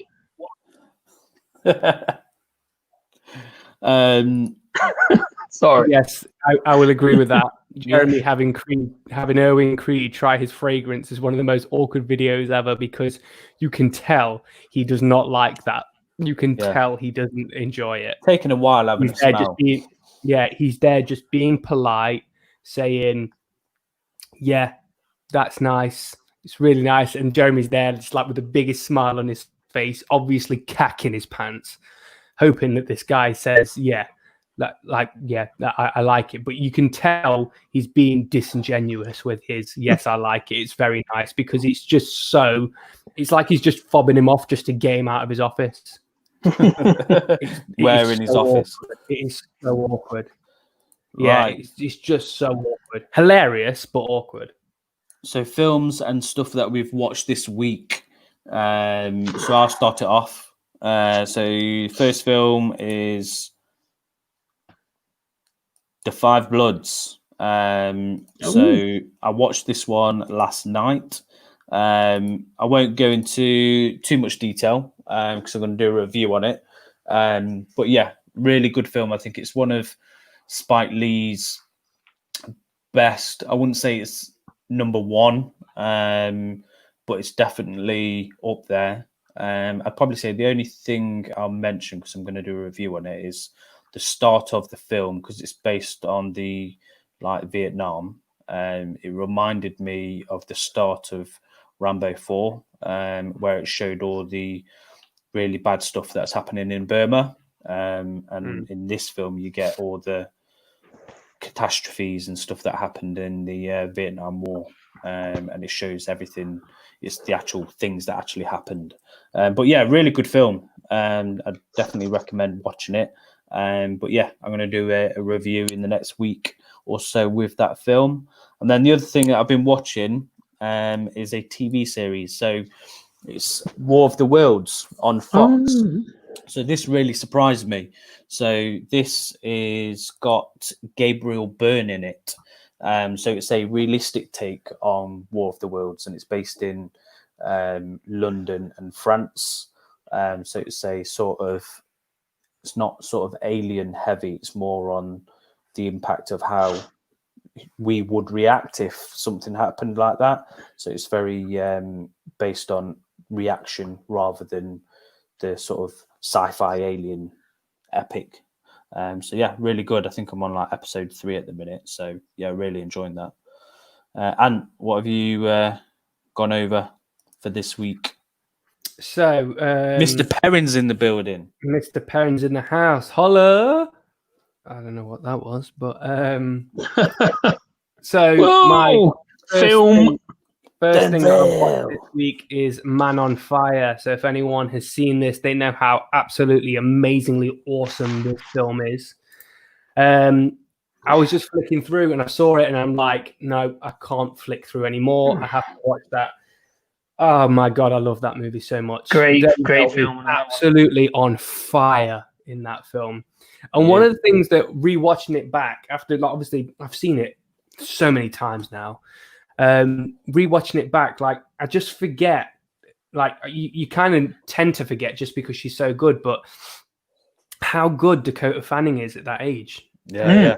She was incredible as a young actress. She was really good. She was in loads of films as well at that age. Yeah, she's an amazing little actress at that age. I'm not saying that she's not still an amazing actress now, but you don't really get to see her in as many things now as you did when she was of that age. I think there was a massive buzz around her when she was that age, but she's just so good in that movie. I know she's not in it a lot in comparison to Denzel, but she's so good in that movie. And if anyone hasn't seen this movie, I'm guessing that everyone has probably seen this movie. But if you've not seen this movie and you want to see Denzel in his prime, and I'm talking prime, you need to watch this movie. It is incredible. So it's about a movie where he is a bodyguard for Dakota Fanning's character, and she gets abducted, and it's basically about him, his adventure, his story of getting her back in this kind of Mexican corrupt drug world. And it's just so good. Denzel plays this character where he's just got undenying conviction about what he wants to do and how he wants to get it, and nothing will stop him from getting what he wants. And he's just a monster in it. He's just a monster, and it's just so good. So if you haven't seen it, like I said, you've probably all seen it, but if you haven't seen it, you need to get watching that because it's incredible. If you have seen it, go and watch it again. Yeah. Seriously, I was flicking through and I saw it, and I said to myself, not out loud, but I said to myself, I can't carry on without watching this. It's so good. I tried telling him, Tom. I tried telling him, mate. And then the next thing that I watched, or the last thing, I've only watched 2 things this week. The other film that I watched this week was The Big Short. I don't know if you've seen this, Nick. Yeah, I've seen it. Yeah. So this is basically about, it's a true story about when the when the economic crash happened in 2007, 2008, I want to say, around about that time. And it's basically about how that all came about, of the collapse of the US housing market and how it basically just collapsed the entire world economy. And it's just, the way that they do this film is really, really clever. So you've got quite a lot of big names in this movie, really big names in this movie. And you've got, oh my God, what's his name? I've completely got his name. There you go. Gosling. You've got Ryan Gosling that is narrating kind of like the story throughout, and he appears in the film as a character. And there's a lot of like breaking the fourth wall where they'll talk to you as the camera. And because it's like a lot of Wall Street talk, and they're talking about a lot of stuff that doesn't make sense to the average person because it's not supposed to make sense to the average person. What they do is this really weird thing where they'll cut to a known celebrity that will dumb it down for you. So there's like one point where they're talking about this really complicated thing, and then they say, but if you don't know what it is, here's Margot Robbie in a bathtub who will explain it for you. And we'll just tell you to fuck off, she will. Yeah, and then she goes and explains it, and just like, right, fuck off. And like the way that they integrate that is really clever, because it still has an intelligent underbelly. Like, it doesn't try to make you, it doesn't try to confuse you, it doesn't try to make you feel stupid. It just treats you how you want to be treated in a movie when you're watching something that is like, it's not making much sense because it's not supposed to. But that's not a parody of you. It's not a parody of the filmmaker. It's a parody of the world that they're portraying in the movie, because they're basically saying that, look at what these corrupt bankers are doing by introducing these horrible things that no one's supposed to know. So you just smile, wave, nod, sign on the dotted line, and lose all this money. Whilst they're laughing all the way to the bank, they're making fun of that. But yeah, it's a really, really interesting movie. It's a really good movie, but at the same time, it's scary. It's scary about how it all came about and how things seemingly haven't really changed in that kind of environment, that we could eventually see that really happening again. And when you think about the impact of what that has on the world economy, it's really, really scary. But it's like one of those things right at the end where it just leaves a little bit of text on the screen, and you kind of go, fuck. Those movies where you just kind of go, oh shit. One of those where it ends and you're just like, shit. But yeah, it's a really, really good movie. It's really interesting, and I would definitely recommend it. Dan, Yeah, I had this saying, you don't want to spend any cash on perfume. I've made no. I've not tried to hide that, have I? I don't like spending money, and I don't want to spend money on perfumes and eau de toilettes and all that. I don't want to spend my money. So send me some stuff. Equalizer's good. I really like the Equalizer. I like the Equalizer, but I do think that the Equalizer character was literally just taken straight from Man on Fire. It was taken straight from that. Yeah, pretty much. Like, I watched the Equalizer 2 not that long ago, and I just was like, it's just the same movie as the Equalizer, which, like you said, is essentially the same. It's not the same movie, but it's just pulling that character out and putting it in a different situation. Isn't it? Right. Yeah. This one, this is a movie I really want to see. I didn't get a chance to go and see it at the cinema for personal reasons. I really want to see it. I love Taika Waititi. I think he's amazing. I really want to see this film. Yeah, soundtrack's great to it. Like, the whole like Steve Carell in it as well. Like, Steve Carell in The Big Short he's just amazing. It's just a really, really worthwhile film watching. Hey, Perrin coming out here with the entendres. It's a AAA film. Triple X for Tom Perrin. Prime joke right there, subprime joke. Oh, yes. All the entendres are coming out here. Check out Film Worker on all 4 if you haven't mentioned it when I stepped away. Never. It's It's a documentary feature. All right. All right, yeah, okay. What's that on Caboose? All 4? Was that all 4? Yeah. Okay. I'll have to have a look at that. Dan, you've been watching anything this week, mate?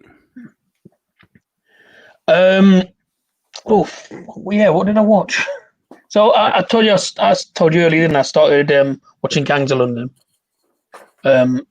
I absolutely, I said to Nick, I really loved the opening of the program. I thought it was amazing.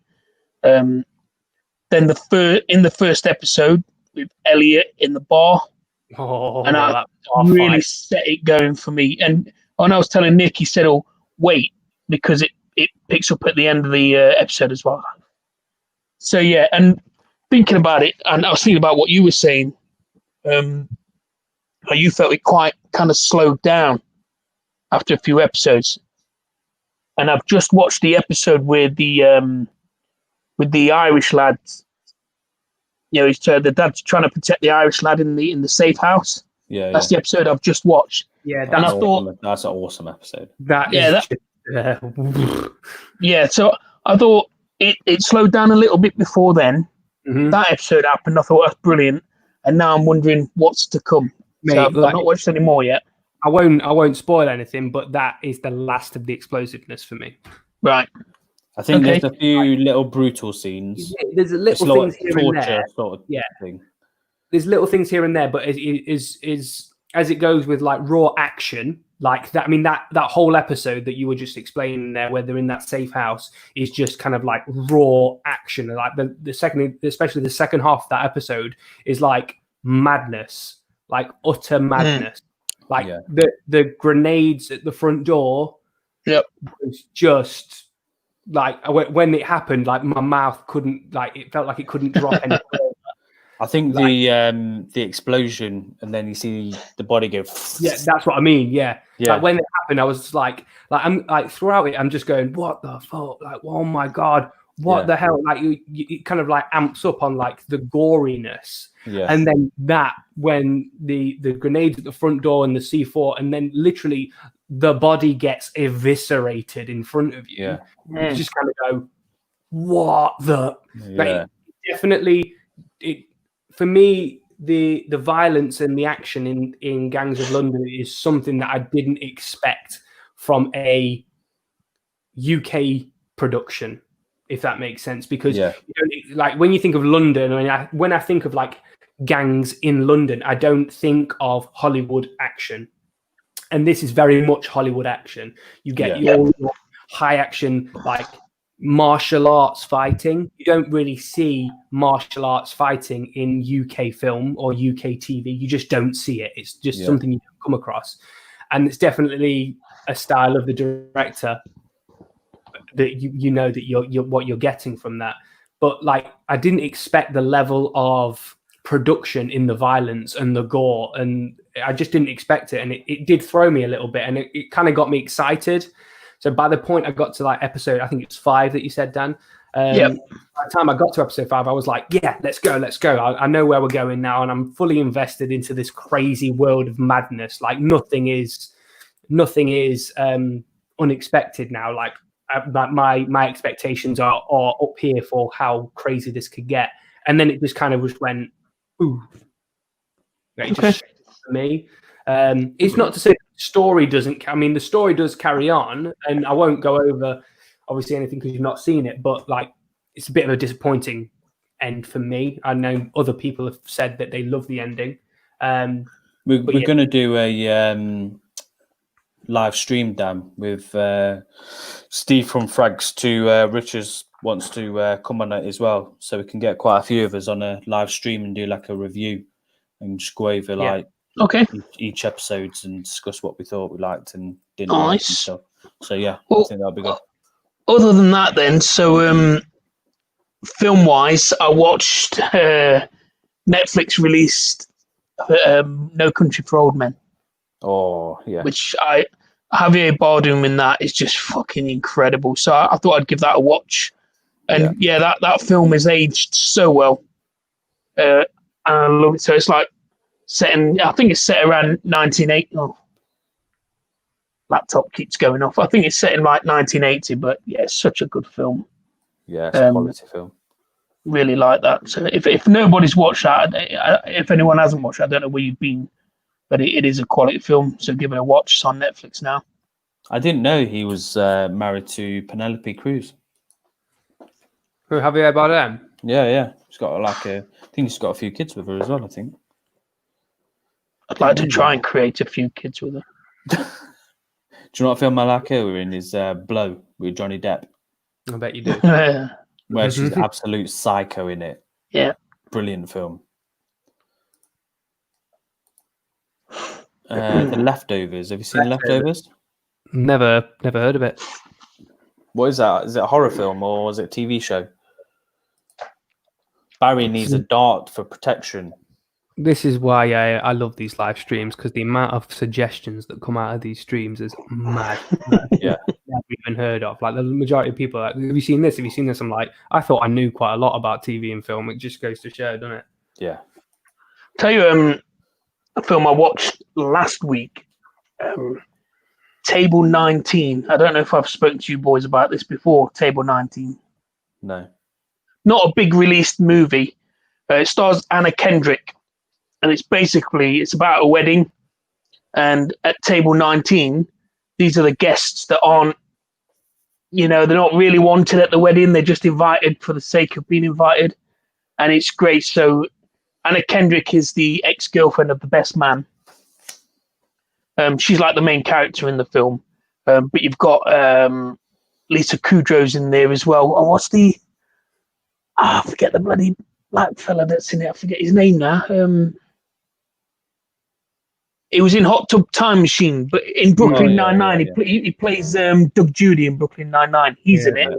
And also Stephen Merchant, for the Brits. Oh, yeah. Stephen Merchant. And it's really just one of those films. I can't really describe it to you, but it's just such a funny little movie, the things that go on in there. So if you get the chance to watch it, give it a watch. It's not long. It's like an hour and a half, maybe. But it's a good movie. Anna Kendrick, she's a bit hit and miss for me. Like at times, like I find her like Barry really, really irritating. Like really, really irritating. I can find Anna Kendrick, but other times I think she's absolutely hilarious. Yeah, Anna Kendrick. I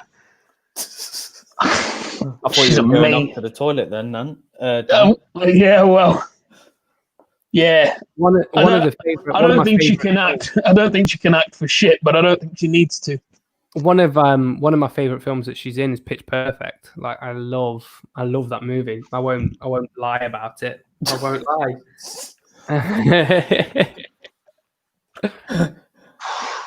You don't like Pitch Perfect? Stop listening. He's just stopped listening. You don't like Pitch Perfect? I thought he whacked the camera down to his knob. I was going to go out and punch a fucking orphan kid to get my aggression away, but there weren't one out there. No, Anthony, no, I don't. No. Oh, mate, Pitch Perfect is wicked. Is it? Yeah. So's a colonoscopy sometimes, but I don't fancy going for one of them either. Fucking hell. Not another one. Yeah. No, the best film for me with Anna Kendrick in is the Ben Affleck one. What's that called? Accountant. Yeah. Oh, yeah, really good film. Love that film. Yeah, great. Ben Affleck's a beast in that. Yeah. He needs to make a sequel. Anthony, let's just pick up on this from Barry, please. Barry, like, look, listen. Let me just talk to you directly here, Barry, because I haven't. He can buy himself a nice new microphone, but not a fucking laser disc of casinos. Yeah, like, look, I tell you what I'll do. I'll buy it because I can't find it on any streaming site. Like, Barry said he was going to send it to you. Come on, Barry. Laser disc. Come on, Send Barry. it to me on like Betamax or whatever it is. Disappointing. I told you it was on Hulu. I know, but I don't have a subscription to Hulu. It's probably going to. I'm pretty sure they'll do a free trial. Let me hang on, Casino. Let me just. I'm sure it's on one of the streams. It's got to be Prime or Netflix. Mate. Let me just Casino Blu-ray. This week you need to have a photo and whack it on Insta and tag Barry in. Listen, yeah, look, I've just gone on Amazon. I'm not paying £19 for it. How about this? Rather than Anthony actually watching it now, as soon as we're allowed to come round and visit, we'll come to yours, Nick. We'll all watch it. I've actually got the Blu-ray in my locker at work. When you're next in the office, give Anthony your fucking locker code, then he can go pick it up. Nick, I might be actually be coming into the office soon because I need to pick up a load of stuff. So I might actually be coming in. Yeah, just take it. Yeah. But yeah, the first thing I've searched for on Amazon. Let me see if I can find it somewhere else because I'm not paying £20 for it. So Leftovers is a TV show about cults, a bit of surrealism and spiritual, great acting and characters. Season 2 is even better than 1. It's not on many lists, but when it is, it's high up there. I'll have to check that out. Dan, so Barry says, sounds like Wedding Crashers. No, nothing like it, Barry. Nothing like it, mate. Honestly, give it a watch. It's one your missus might actually be interested in that one as well if she can stay up for it. Here we go. I found it for a tenner. I'm sure I can get it cheaper than that. You can get it for free. I can get it for free. I'm just going to have to disappoint Barry every week. Good old Barry. Anna Kendrick is in Dan's bag. It's too late for that, mate. What are we on? 20 past 11? We'll save it for tomorrow. It would just be left out. It's something for me to look forward to after work. Oh, God. Whilst you work. One small favour.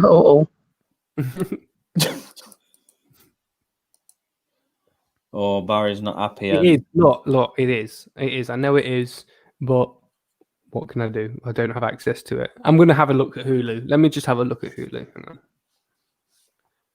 Hulu. Free trial. Can you get free trial? I want to know what Heather's favour is now. Start your free trial here, Dan. Dan, start your free trial. Told you there's a free trial. How long is it for?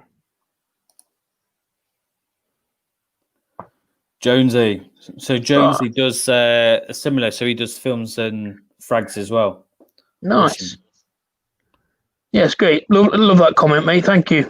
I'm not really into fragrances myself, so I only really get involved in movie talk. So yeah, good. I'll check your channel out, mate.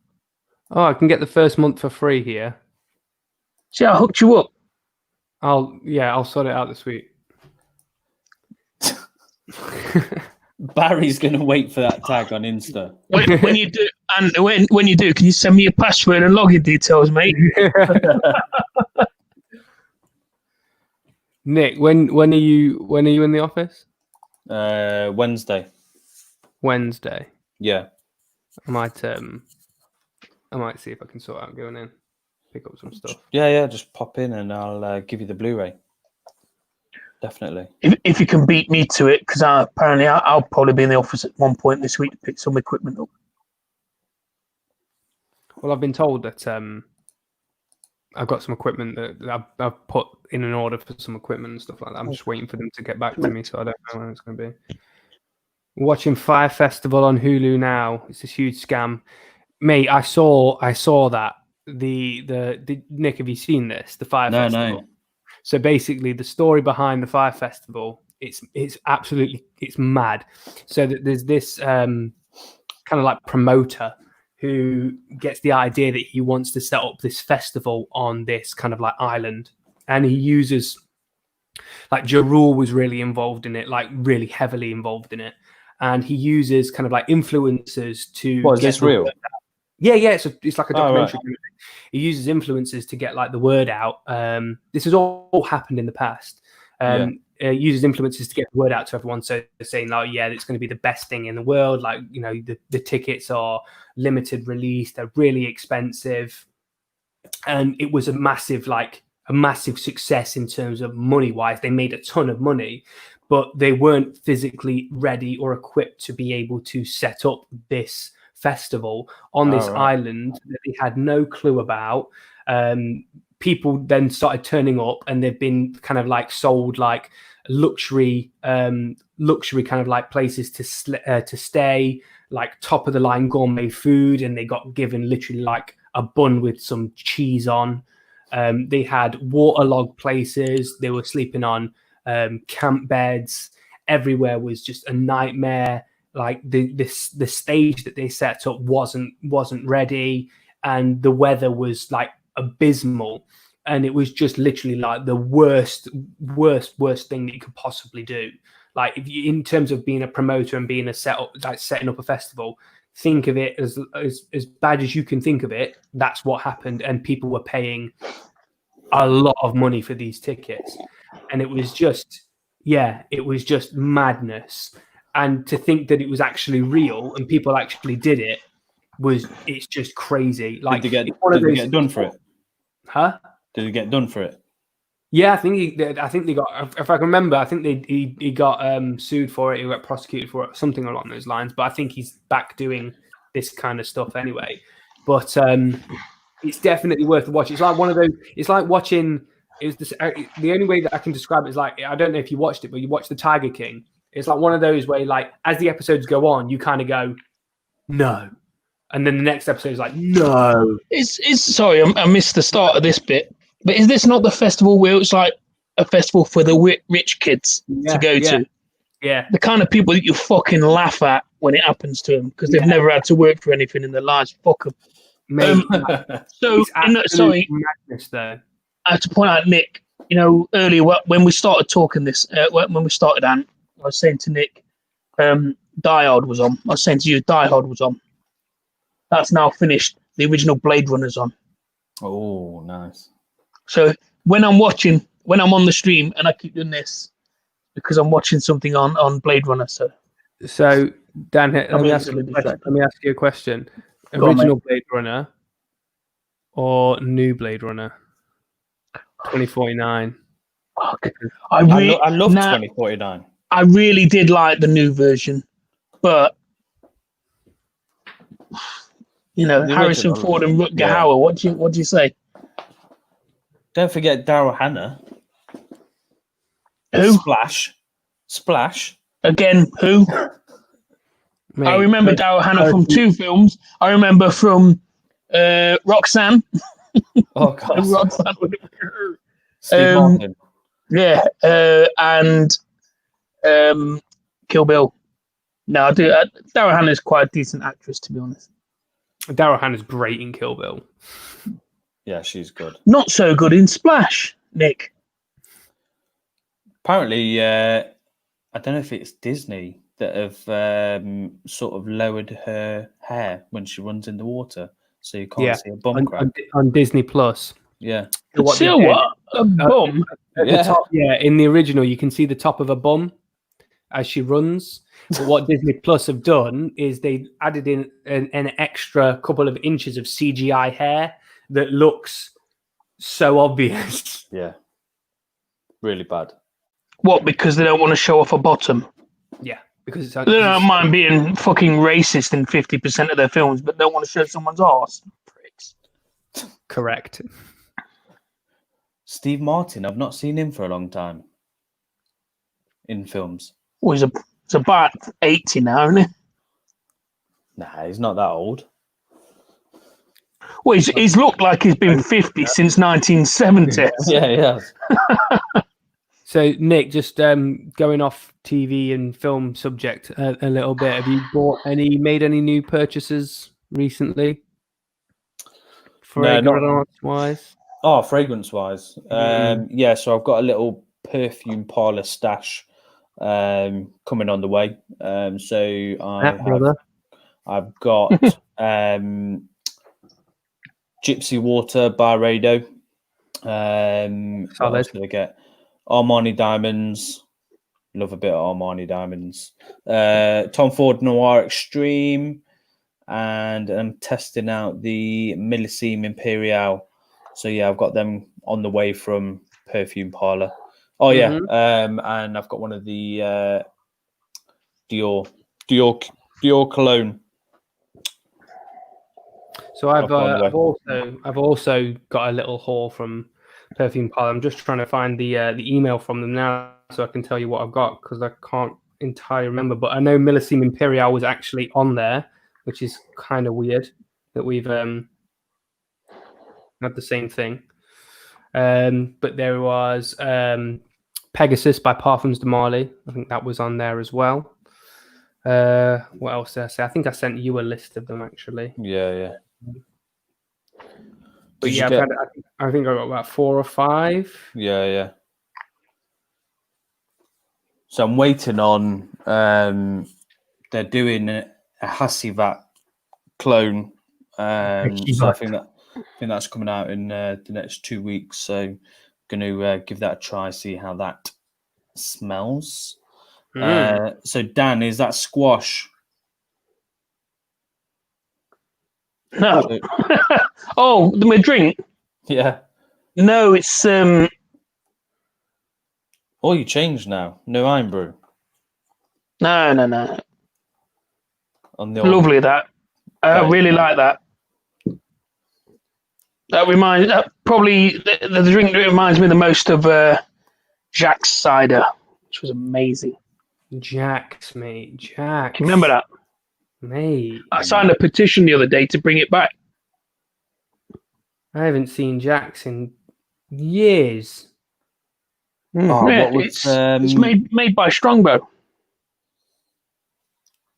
No hooch then. Oh, I love a bit of hooch as well. Kills your teeth too quick. God. That stuff. Sense8, was that a horror film? Sense8, sci-fi-ish. Sense8, I think it's a TV show about. Netflix one about the people have got different senses. Yeah, I can remember the first episode. I think it was quite erotic. So I'm sure there was something with a strap on the first episode. I was like, okay. Yeah, so I've just found what I got from Perfume Parlour. So I got Pegasus by Parfums de Marly, Leighton Exclusive by Parfums de Marly, La Nuit de l'Homme by YSL, Millesime Imperial, and New Harlem by Bond Number 9 because I heard it smells like apple pie. Oh, get them fingers out. Know what you're gonna do to it? Walking in my kitchen. on the desktop. Caboose, Steve Martin's The Jerk blew my mind when I discovered it in the 2000s. Oh, I love doing that, Caboose. You know when there's a classic film or an old school film that you never heard of, someone recommends it and you find, it's so good. The Jerk's a great film, but if I'm looking old school Steve Martin, Planes, Trains and Automobiles and Dirty Rotten Scoundrels, you can't get better than those two. And The Man with Two Brains. Oh yeah. Oh, great. So funny. No Little Shop of Horrors? No. He's a dentist, isn't he? In that? Yeah. I wouldn't have included it, no, but I do think he's the. Does he say he's the dentist, or does he call himself he's definitely a dentist, but I think he calls himself a doctor. I think his song is "I'm the Doctor" or something like that. Barry, don't buy the whole of Perfume Parlours because I want to get some more, please. Yeah. Barry would be like, hang on, Perfume Parlour is like a smidgen of everything else, but I've just bought 15 Guerlains, so I might just buy 500 bottles of Perfume Parlour. He'll be opening his own fucking shop up soon. Yeah, it's definitely inspired by Ventus, but I think it's got that patchouli sort of dirty smell to it, which I really like. You're on the Nishane hype at the minute, aren't you? Yeah, love it. I need an Annie clone. I know Do It, which is drowning in vanilla, but I need some of it in the UK. I want to get a sample and test it out because I Dan, absolutely love Annie. Nishane is another one where you'll be literally taking out a mortgage for a small bottle. Yeah, Why? it smells Because amazing, but it's They're like expensive as all hell. it's Oh like no, I gather it's because of the cost. My Yeah. question is, why is it so expensive? Because apparently, well, Nick will tell you. I mean, I've never Because smelled there are dicks out there that will pay it. That's why. it, and he smells literally like the best vanilla you've ever smelled. to me anyway. Yeah, I Better than a absolutely love vanilla it. pod that you can go to a shop and get for a couple of pounds tops. Yeah, or just the same. I love it. I need What some about of it. what about the one that everyone bangs on about for the vanilla, the Eau de Missions? Have you tried that? No, I've not tried that The one. one that comes in like the bottle that's as big as your leg. Yeah, no, I've not tried that bad boy. Apparently, it's really cheap as well. Like I think like a 250 ml bottle is like a tenner. Yeah, when Now you're talking. What's that? Let me look that up. That's a fragrance. yeah, we'll have a Search for it. It's called Eau de Missions. Oh, If it smells like vanilla, I'm not going to buy that anyway. no, you don't I like like my sweets. vanilla. I like my vanilla in chocolate form. And ice Mad Dog Barry. 2020. Barry, you look the type as well, mate. You look the type. MD 2020. I bet you used to walk the streets with it in a brown paper bag as well. Bit of white lightning. It looks. If he had any subways where Barry grew up, he was probably the type to sit underneath the subway sipping on it as well. Jonesy, was that any good? Because I was looking at the King of Statham, Pete Davidson's new film. I saw a clip of Pete Davidson stand up earlier on today, and I've never really rated him. Like I've never really found him that funny, but my God, he had me howling earlier on. I don't know. Nick, I sent you whether something in the in private mood or chat. Okay. But my God, he was funny. He was funny. He makes me laugh on some of the. He does a lot of SNL, and he just pisses himself. He can't keep a straight face when he's doing stuff. He did this sketch about anti-weed commercials that you get in America, and I won't do it justice, so I won't even bother trying. But he gives his own version of how he should do anti-weed commercials. Seriously, you need to just go check it out because it's absolutely hilarious. Dan Caboose is asking you if you discovered anything.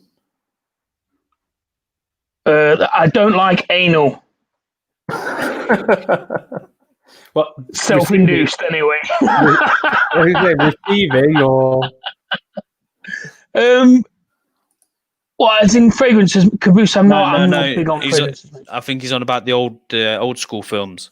Oh, sorry, mate. Let me have a think. I'll come back to you because I try and watch a film at least one or two a week. So I'll have a think about what I've seen. You're out there, Ant? Poppers? Yeah. I mean, I'm gearing up for mine later on. So. It's one of my favourite scenes in Paul the movie. That it's probing time. I've never had my nose on Leighton exclusive. Obviously, with it being Perfume Parlour, it's not going to be 100%. But I thought the note breakdown and what people have said sounds quite interesting, quite fresh on the top. So I'm quite looking forward to receiving it and finding out. To be fair, I'm interested about Pegasus though, because that's got another one with an almond note in it, which I'm quite about. Hopefully, it's going to be like a sweeter almond.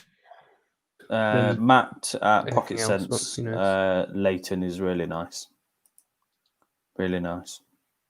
It lasts quite a New while. Harlem, yeah. I'm hoping that that's as good as what people have said, because I do love a sweet gourmand. Tarkovsky movies. Tarkovsky movies. Roxanne.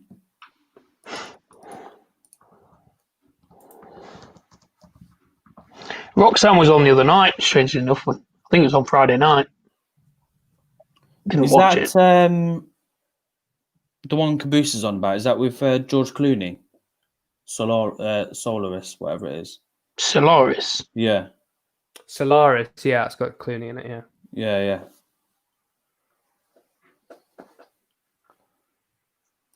Is it? Who's in that with him? Is that Jodie Foster in that? I can't remember. It was a long time ago. I know it's a space one. It was a bit fucked up.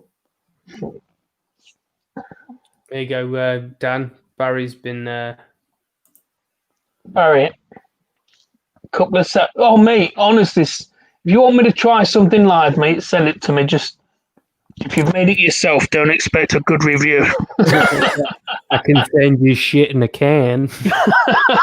Yeah, if it's literally just open it up, it's a fart in a box. I'd respect you, but I wouldn't like it.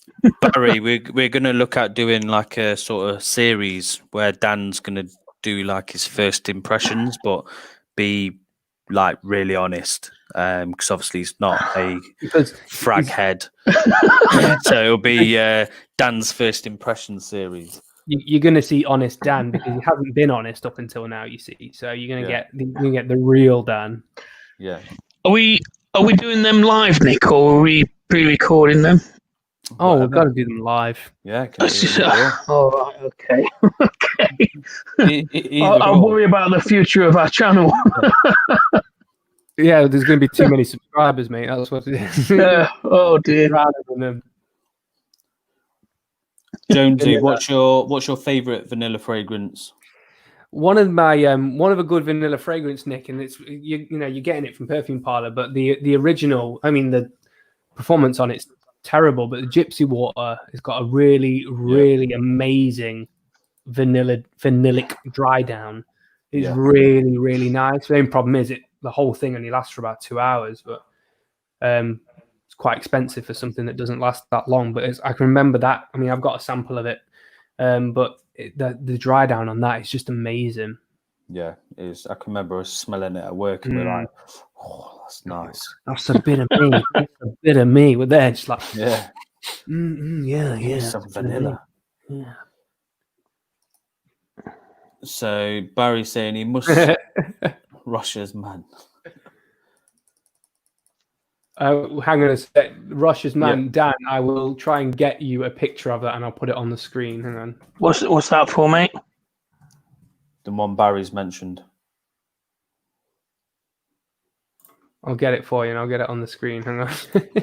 So when I went on to Perfume Parlour earlier, I wasn't thinking about what to buy. I just went, I'm going to spend 50 quid, and I just thought I'll just get a few fragrances. So I got Avalanche. Aventus. Isle of Vert. Yeah, that's Green Irish Tweed, I think. Green Irish Tweed. Golden Agar. Is that Oud Wood? That's Oud Wood. That's nice. That is nice, Dan. Scintillating. No idea. I haven't got a clue with that. Aqua di Gio. Aqua di Gio will be Aqua di Gio. Yeah. West Broadways. Broadways? Fuck no. You heard it here first. So does it tell you on there what it's a clone of, does it? Yeah, it should yeah. So it should say sort of like inspired by. And which two did we say? We didn't know. Scintillating and West Broadways. Yeah, go Dan. I'll show you what fragrance that you should be buying for your next full fragrance buy. Are you ready? Yeah, go on. Just up your alley. Fit it up your alley anyway. Ooh. I guess a little bit thick towards the bottom.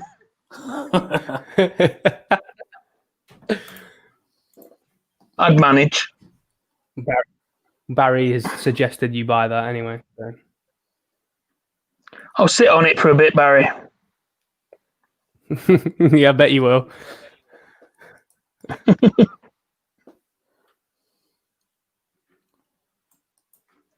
want to know actually from Barry. I want to know what got him into fragrances.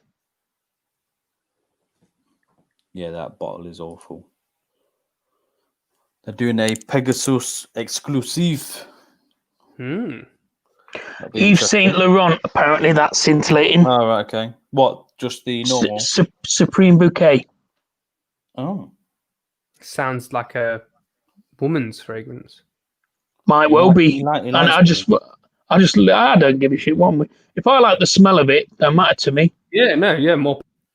I to wear you, fragrance. doesn't I've matter always to me. I said know you like yeah. I wear fragrances so that I smell nice for myself, not for anyone else. Yeah, for real. No, it'd be Yeah. good. Then we can have a whiff when you come round. Yeah. Mate, Dan, have you smelt Purple Gourmand yet? Nick will tell you.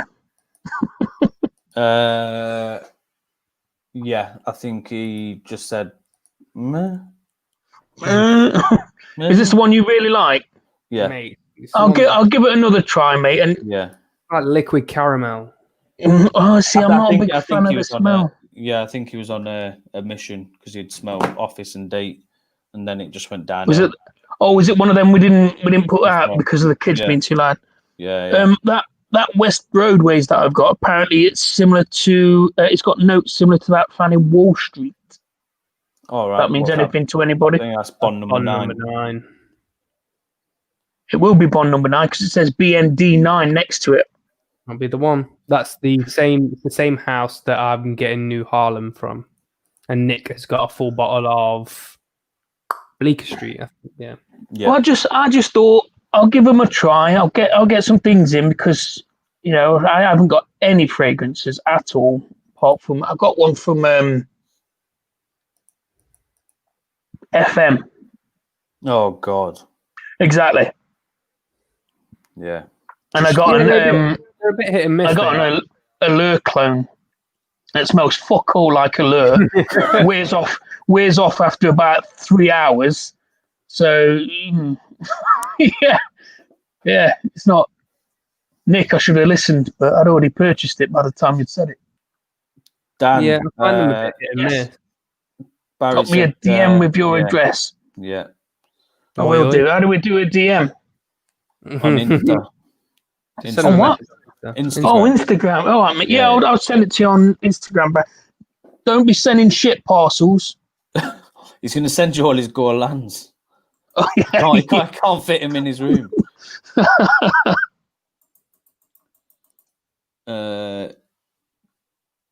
Jonesy, I think that Imaginary Authors memoirs is a Trespasser. That's one that I definitely want to try. I always hear good things about that one. Perry Ellis Black Vanilla Absolute. Oh, interesting. So which one out of these that you've just mentioned is the best vanilla? Yeah, but I love a good vanilla. the Imaginary Authors one is definitely one that I want to try. Has anyone out there tried Sublime Vanille by Creed? Because I've got a clone of that and it's gorgeous. It is gorgeous. I spoke about it before, but it's through the base of it, it's all vanilla. It's just all vanilla, but it's got like a lemon twist to it. It sounds weird, lemon and vanilla, but it's just amazing. It's just really, really gorgeous. There we go. There's a Perfume Parlour game. Guess the clone name. That's a good idea, actually. We could try that next week. We could try that as a if we all get like 10 or 20 different names from Perfume Parlour, we can have a good go at trying to guess which they are. My mum bought me a bottle of Avon when I was a teen because I stunk. Well, you say that, Barry, but I've got a bottle. I've actually got a bottle of Avon. It's called Mesmerize or something like that. It's actually really nice. It's actually really, really nice. Is that the purple one? No, hang on. Let me get it. Hang on. We did one on a couple of Avon scents, didn't we, Nick? Oh God, yeah, we did. It was so strong it would have covered up the scent of piss. I remember. Go on. How old was I? God. So I've got older sisters. One of my sisters 9 years older than I am, but the other one's 2 years older, and I lived with her all through growing up. And we got to that age where we started having to buy each other Christmas presents. You know, when you're about 12, well, maybe between the age of 10, 12, you have to start buying presents for your sibling. No, and you'll appreciate that. You don't want to buy them anything, but you have to. And my sister bought me a bottle of tobacco. Aftershave. I didn't start puberty till I was about fucking 14. What am I getting aftershave for? I reckon I was about 10 years old. All I remember is it being shaped like a fucking like a petrol bomb. It's like a bottle like that. The stem went all the way down, and then it was a bubble at the end. And I remember getting angry, and I threw it at her once, and the fucking trajectory went up. I meant to throw it at this level, and it went whoosh, hit a wall, and exploded all over a wall. So a room stank of tobacco for about 3 months. I reckon that's something Barry has probably got. Well, I was going to say, when I say tobacco, it's probably brute.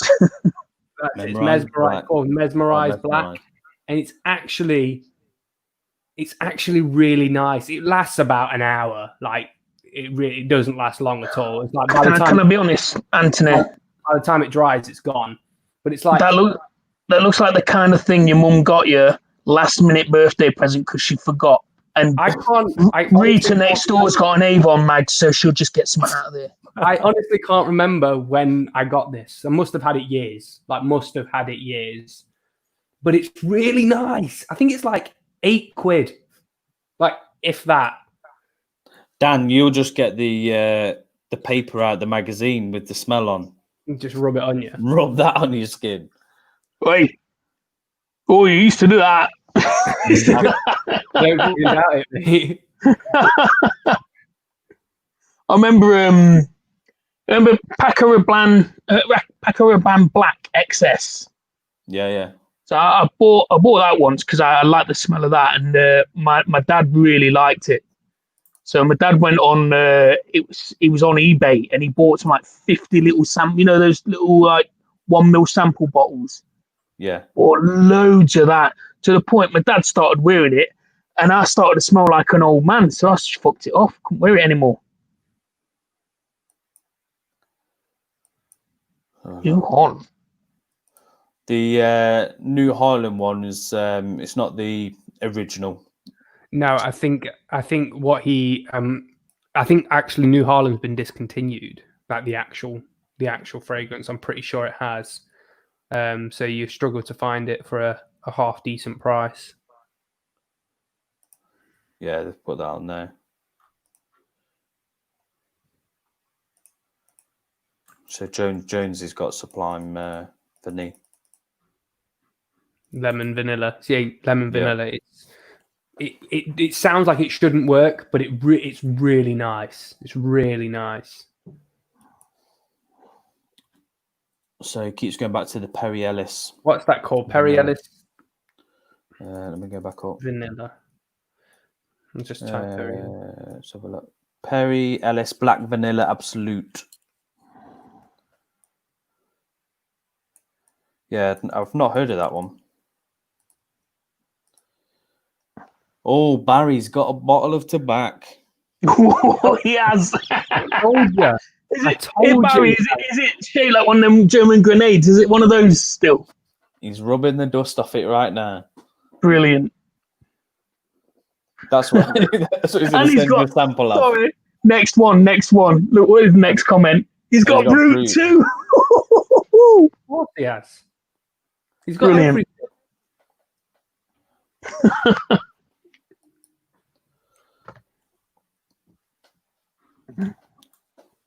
Barry, I tried Perfume Parlour's Black Phantom, and it's got that chocolate nutty type of smell. But there was a note in there that I didn't really get along with. So yeah, I'd be intrigued how the Rosa Salas one is.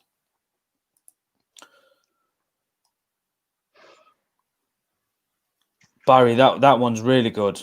I've got I would have sent you the sample that I've got, but it's not even a spray that's left in it. But if you go to Greg's website, Fragrance Samples UK, I think he's still got some in there to give that one a try. It's a really good one.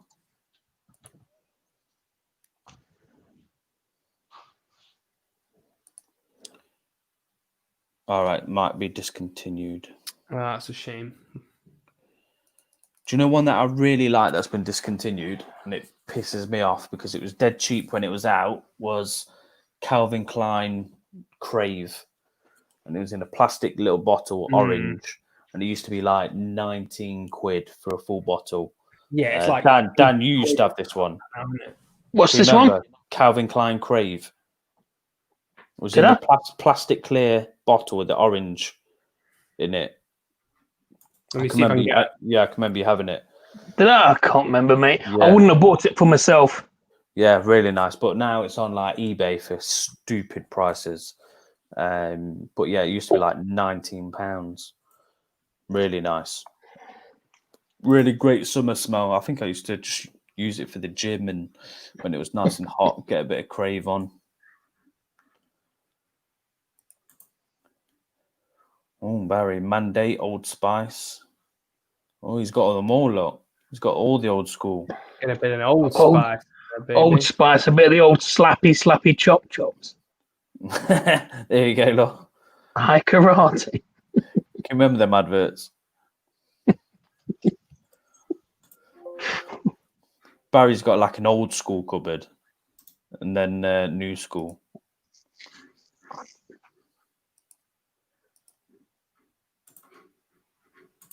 Yeah, some of the old Calvin Kleins are really good. Crave's my favourite. I tell you, I did get one some years back. I went to Goose Fair.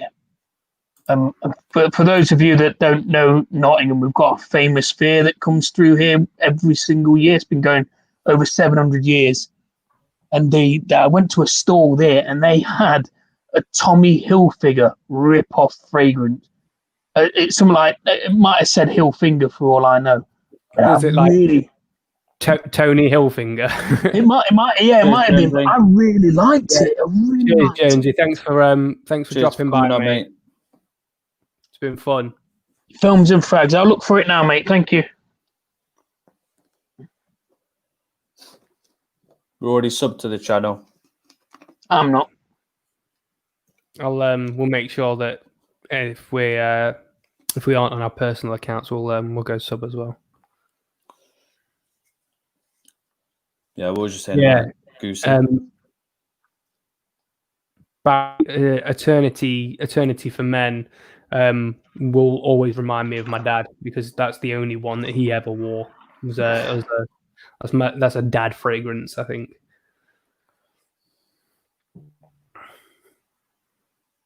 Yeah, what was you saying about Goose Fucking Barry again. Oh, sorry, yeah. So that when I was at Goose Fair, this is what Barry's commenting here.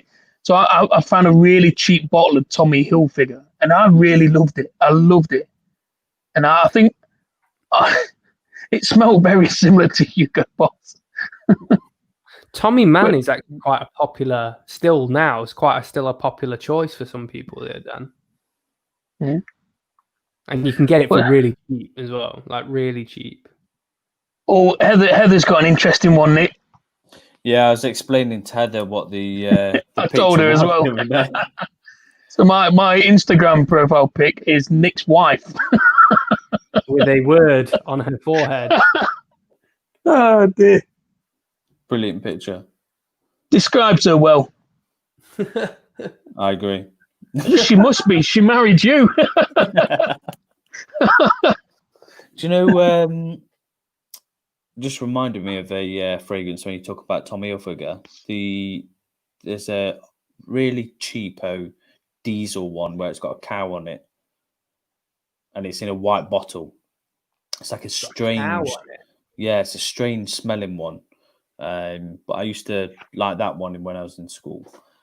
Let me try and find it.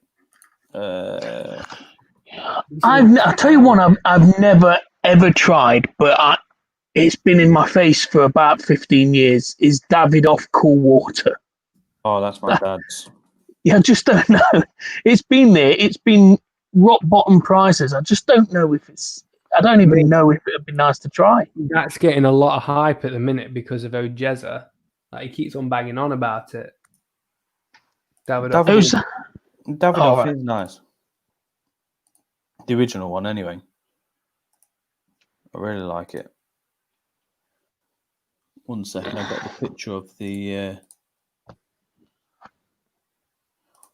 This is the one I was on about. Diesel Old school Masculine. one.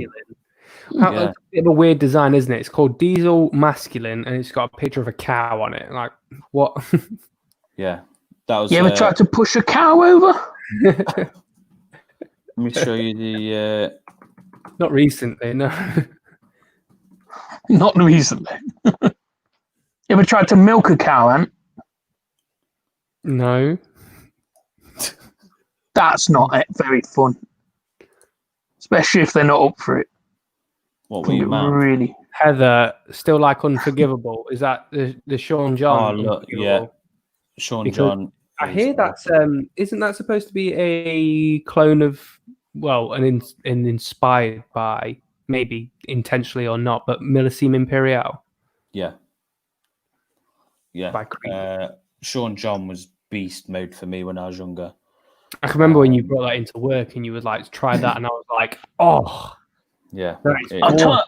Listen, really for everyone that's on here at the minute that does fragrance reviews, so I've been banging on about Barry's channel a couple of times today. I really like that Barry puts in his videos where he's got things from, so where he's gone, what website he's gone to get them. So if people could start doing that, I think that'd be really good because, oh, fuck my hair. Just not being in the fragrance community myself, it's really helpful to know where people are going and getting their fragrances from. Because typing it into Google, it's only going to bring you a load of bullshit shops that everyone else goes to. I want the more discreet ones that not a lot of people know about. Nick, where do you go to get yours? Like your genuine ones? So all over the place, really. It depends where I get the cheapest price. So I haven't got like one place I'll go to. So for UK, All Beauty have got some nice discounts. They go down, take note. Notino, if you want your more sort of higher range with a sort of discounted price. Fragrance Direct. It just depends on. I find Notino works quite well because they have like random deals and random offers and like little gifts that you can get with it and stuff like that. Yeah, really good. Fragrance Direct and All Beauty to be the three kind of like standard kind of like discounters. Yeah. That seem to kind of like cover all bases for me. Yeah. If I can't find any on there, I don't know, I'll go to like perfume shop or fragrance shop or something like that to go to, you know, your retail prices and stuff like that. But that's only if it's kind of like absolutely last resort. Dan, this is Crave. Oh yeah, I think I have had that. Yeah, you did. I think we actually bought it for you. That might be why I had it. I definitely didn't buy it for myself. Yeah, I love that one. I think that might have been a birthday one. Yeah, I think it was. Curly Sense is in here. Hey. Thanks for joining us. Thank you very much. Yeah, Crave. I love Crave. Beautiful fragrance. I don't think I ever smelled Crave, you know. It's like a nice, like, fruity type of fragrance. You know what, CK, I like Calvin Klein that I've never been able to get enough of way back when, and I still, every time I smell it, it makes me feel like I'm a child because it's the first time I smelled it. But CK1, mate, is just, I feel like it's just, that's pinnacle Calvin Klein. Yeah. I just love it. Well, Andrea talks about an Antonio Banderas fragrance. It's called Blue Seduction. I saw. Yeah. So that's one. I think it's got a bit of a melon note to it. So it's one that I've got on my list to try because I know it's quite high on lists. And I like a bit of Antonio, a bit of Desperado. Yeah, I haven't seen or heard of Antonio Banderas in ages, and I saw that, and I was like, that's the last place I think I would have ever thought about seeing Antonio Banderas again is in a fragrance video. Yeah, But yeah, definitely one to look for. So just going back to film a moment, because Antonio Banderas, has anybody seen him in Four Rooms? Was that his latest one? No, this is an old one, mate. This is No. a cracking movie from the 90s. I fucking loved it. It might have been early 2000s, but it was Tim Roth played a bellhop, and is a bellhop at a hotel on New Year's Eve, and there were 4 separate stories directed and written by 4 different directors. So Tarantino's on there. Rodriguez does one of them as well, and it's really, really good. If you've not seen it, check it out. I think I've still got the DVD somewhere. I need to check that out. Oh, it's great, Nick. Oh, I really love it, mate. It's some really funny bits in there. I like Antonio. He's very underrated as an actor. I think he was nominated this year for an Oscar, wasn't he, for one of his latest performances. Can't remember what the film was. Yeah, he was up for a nomination. I think it was a Spanish movie. Yeah, it was. It was a foreign language movie. Oh, I can't remember what it's called, but I do know what you mean. The story is it's kind of like the director's kind of like life story almost. I think that's what the kind of film that it is. I can't be 100% sure, but I think that's what it is. I'm trying to think which. There was another. Barry, the Aqua Amara, is that the Bulgari one? Nick, you said you've smelled that one, haven't you? Yeah, Aqua Amara. I didn't get along. I didn't get along with it. I know a lot of people really like Aqua Amara, but yeah, I didn't gel with that one at all. But there's the Bulgari Aqua that you've got, and I want to try the Atlantique. Yeah, I want to give that a blast. The Aqua Pour Homme is lovely, mate. It's just really, really fresh, salty. It's really nice. I think there is a seaweed note in it, and it's just really, really nice and refreshing. Yeah, it is really nice. I've not tried the Atlantique though. I might have to give that one a bit of a sniff. Yeah, the Atlantique is I always hear the performance is fantastic on it. And Barry saying that the Marine is good. Bulgari a good house really for fragrances. I find. Do you know what I was reading? Where's it gone? I was reading about celebrity perfumes, and they were talking about.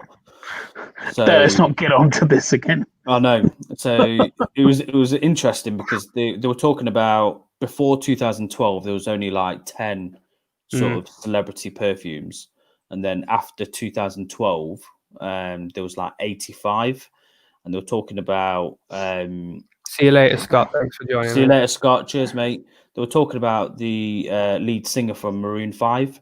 He tweeted a while back going, any celebrity that does a fragrance needs to die, basically. Wow, nice.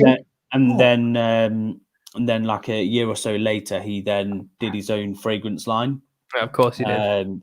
And then they were going over like how much celebrities make. So I'm just reading it here. So they were saying that the celebrities will get like 5 and 10% of sales for licensing their name, but then they'll also get like an upfront payment of like 3 million.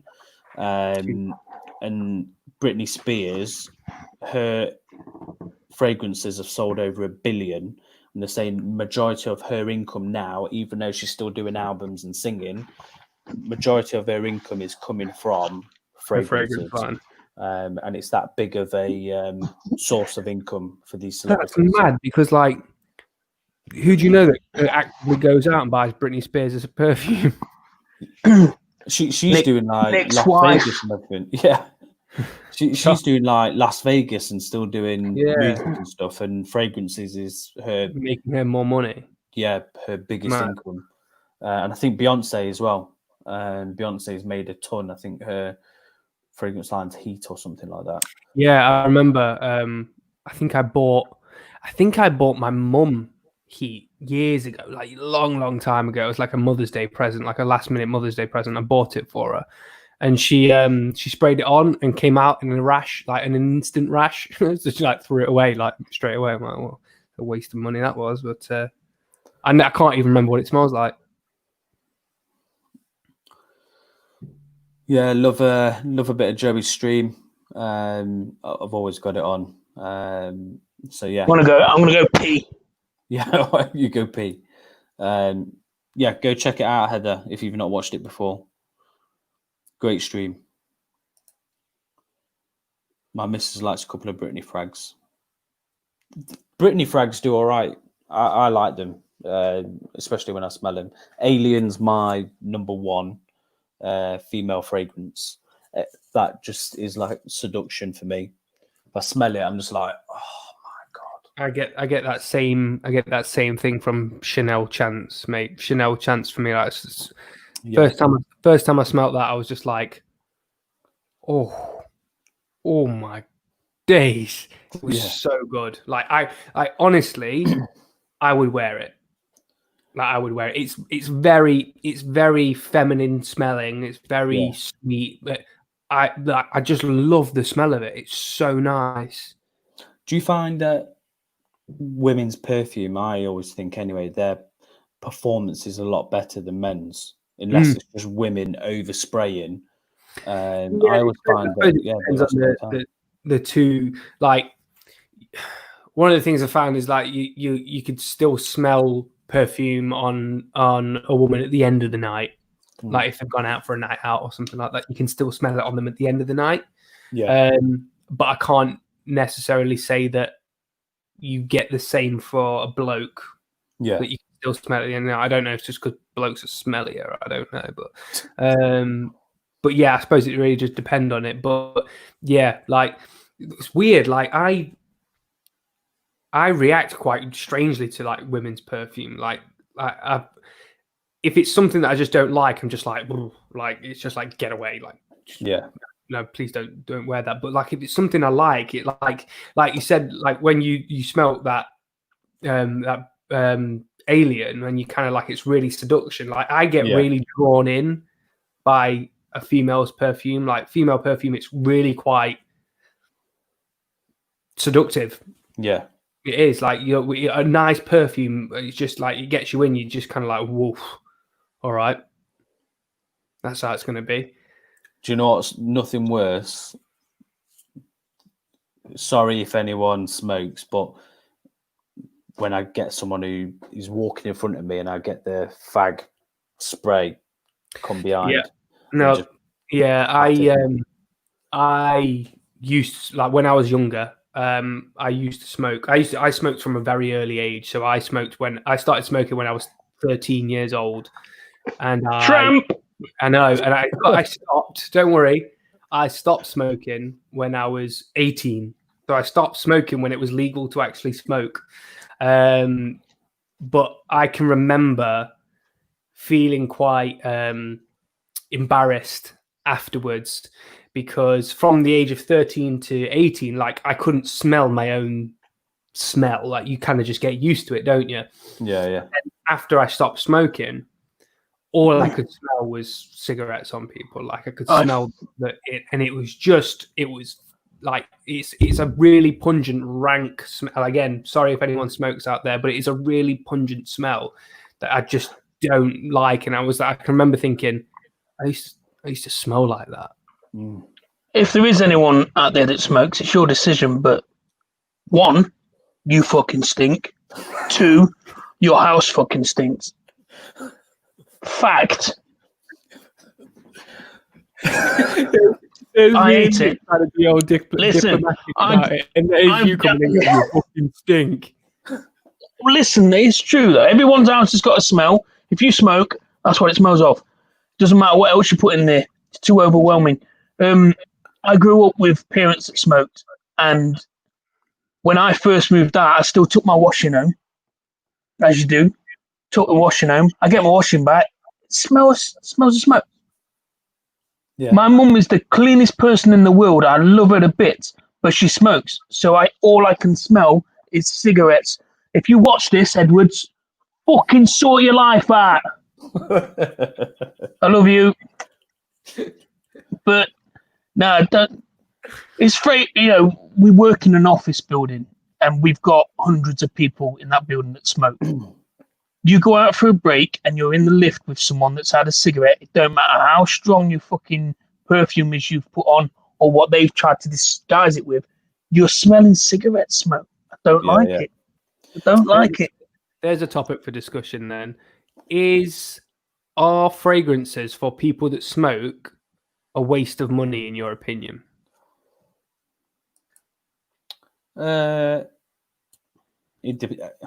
That's the thing. Like Dan said, the smoke smell stays on your clothes. I think it and the hair it stays in the hair. I think when people come back in from the office when they've been out for a fag, you instantly get hit with the smell, don't you?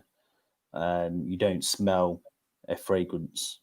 So if they went out for a cigarette and then they came back in and then started to apply some fragrance, you know, do you think that would be a waste because you wouldn't be able to smell it?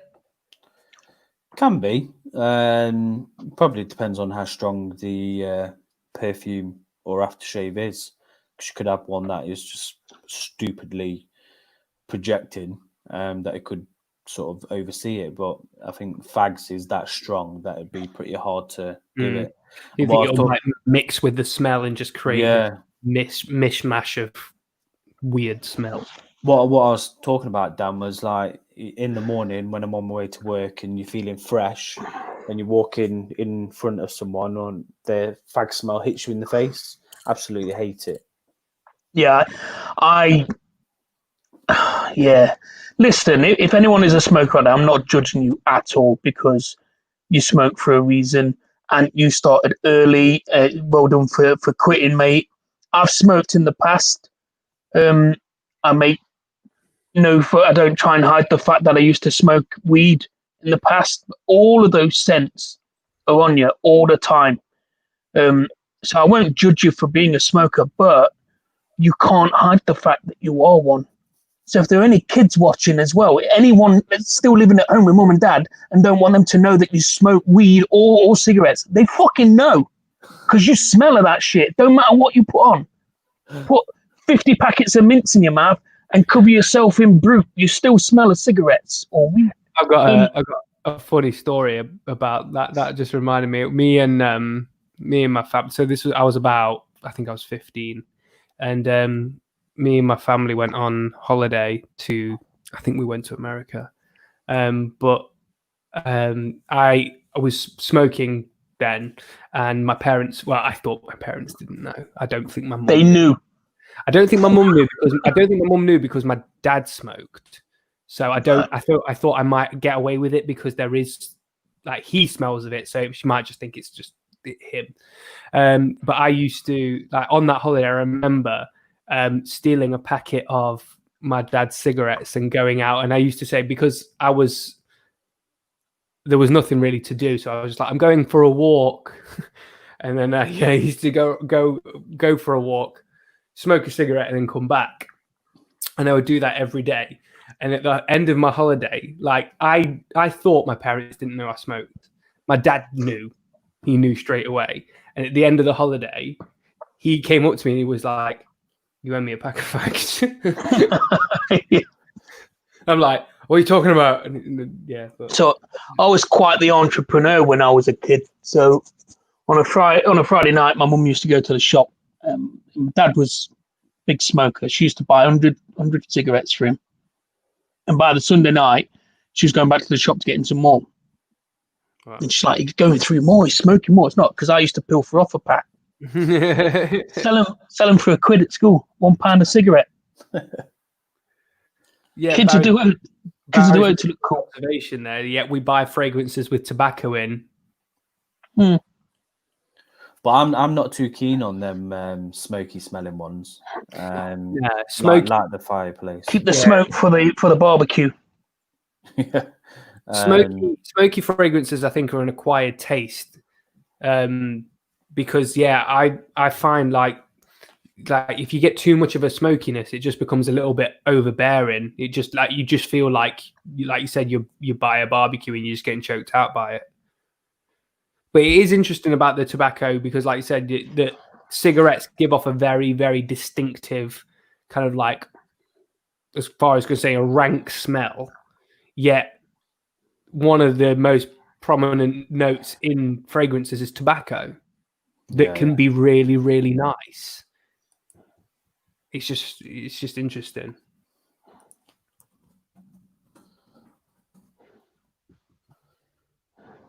What's people's favourite smoky scents then, or favourite scents that's got tobacco in it then? So that maybe I could give it a try and not hate smokers so much.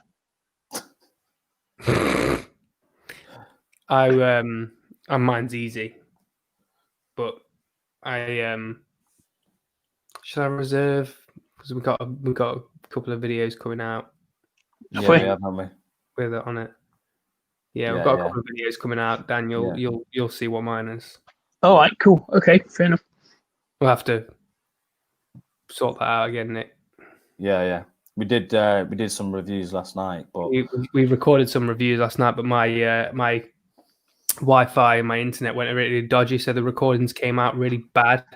But I went and got a range extender today, so there's been no dipping in and out today. So I'm confident that we'll be able to bash them out and then get them edited. Just to point out, Barry as well. I don't like the smell of tobacco, but I don't mind the smell of a cigar. Yeah, I don't know if it's because you don't get that. It's not as in your face. It's not. There are not that many people that smoke them, but it just smells a lot milder to me. Yeah, like it's weird. Like the smell of a. Okay, so I prefer the smell of a cigarette to the smell of a cigar. But thinking back, I think I preferred smoking cigars to smoking cigarettes. I've only ever smoked a cigar once, and that was school leaving do, and we were all too pissed to understand whether that cigar was nice or not. Pipe smell. I used to like that as well. Pipe smell. Pipe smell and cigar smell. I've always, if I ever did smoke, it would be with a pipe. Yeah, I think it's sophistication, isn't it? It has to be like a sweet tobacco though, like through a pipe, because it's like that would be harsh, because that's just like right there. Like sweet tobacco from a pipe smells actually really quite nice, and maybe that's what's inspired kind of fragrances. I don't know. Yeah. I hate when someone smokes. Is that an 8-ball though, Heather? Are we talking crack pipes? Where does you work? Where do you work?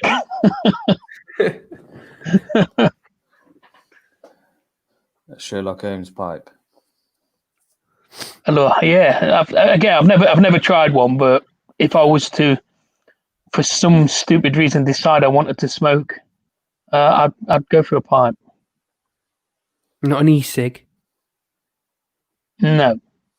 and those people that are smoking e-cigarettes, to help them I think that's a dig at you there, Anthony. She works in a casino. Yeah.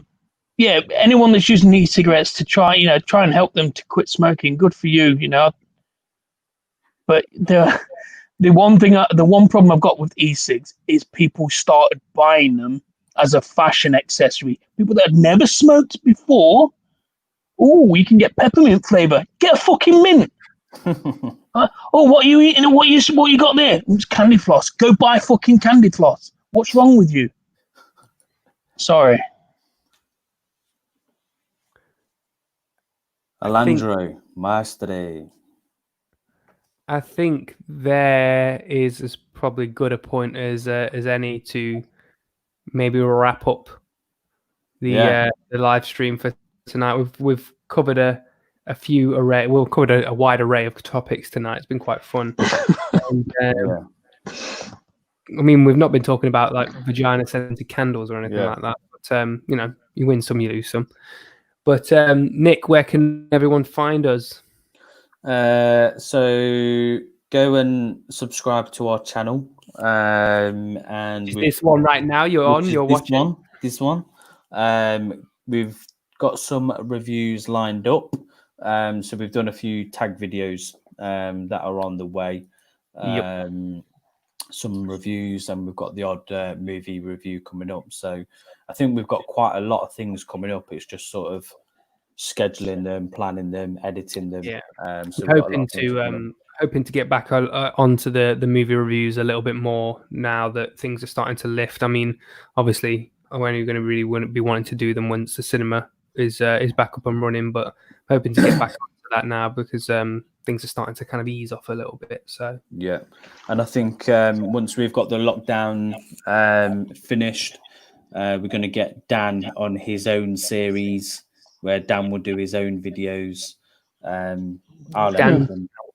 But yeah, we'll that'll be a good little series. Dan's first impressions. I'm gonna go get my hair cut as well as soon as I can. So that's something to do a live stream of that. Yeah, amen. We've got a few live reviews coming up. That'll also be Gangs of London. I think we've got one coming up with Tony from Frag. So yeah, definitely looking forward to that. But our stream may be this Friday because Nigel does his fortnightly. So the next one might be this Friday. Yep. Also, make sure if you're not already, check us out on Instagram. Talk and Review on Instagram. Check us out on there. We'll keep you updated with anything that we've got going on, live stream wise or review wise, or just general fun. But yeah, thanks very much for everyone joining us today. Thank you, Dan, for your lovely entrance with your Terminator style. Do you want to leave the same way? You want to whack them on and fade out? Maybe I got them with me. I've left them in my kitchen. I'm going to put that entrance on Instagram. Yep. Yeah.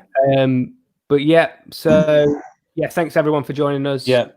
Like I said, like and subscribe. Have a lovely evening. Well, it's morning now, but have a nice afternoon. Well, not for everyone, I guess. It is for us. It's 12:30. Oh, for Heather, it's still like mid-afternoon for Heather. Yeah, she's got feet up and drinking a margarita, maybe. I don't know. But thanks for tuning in, guys, and we'll see you on the next live stream, if not before. Lovely. Cool. Good time, everyone. All the best. Bye.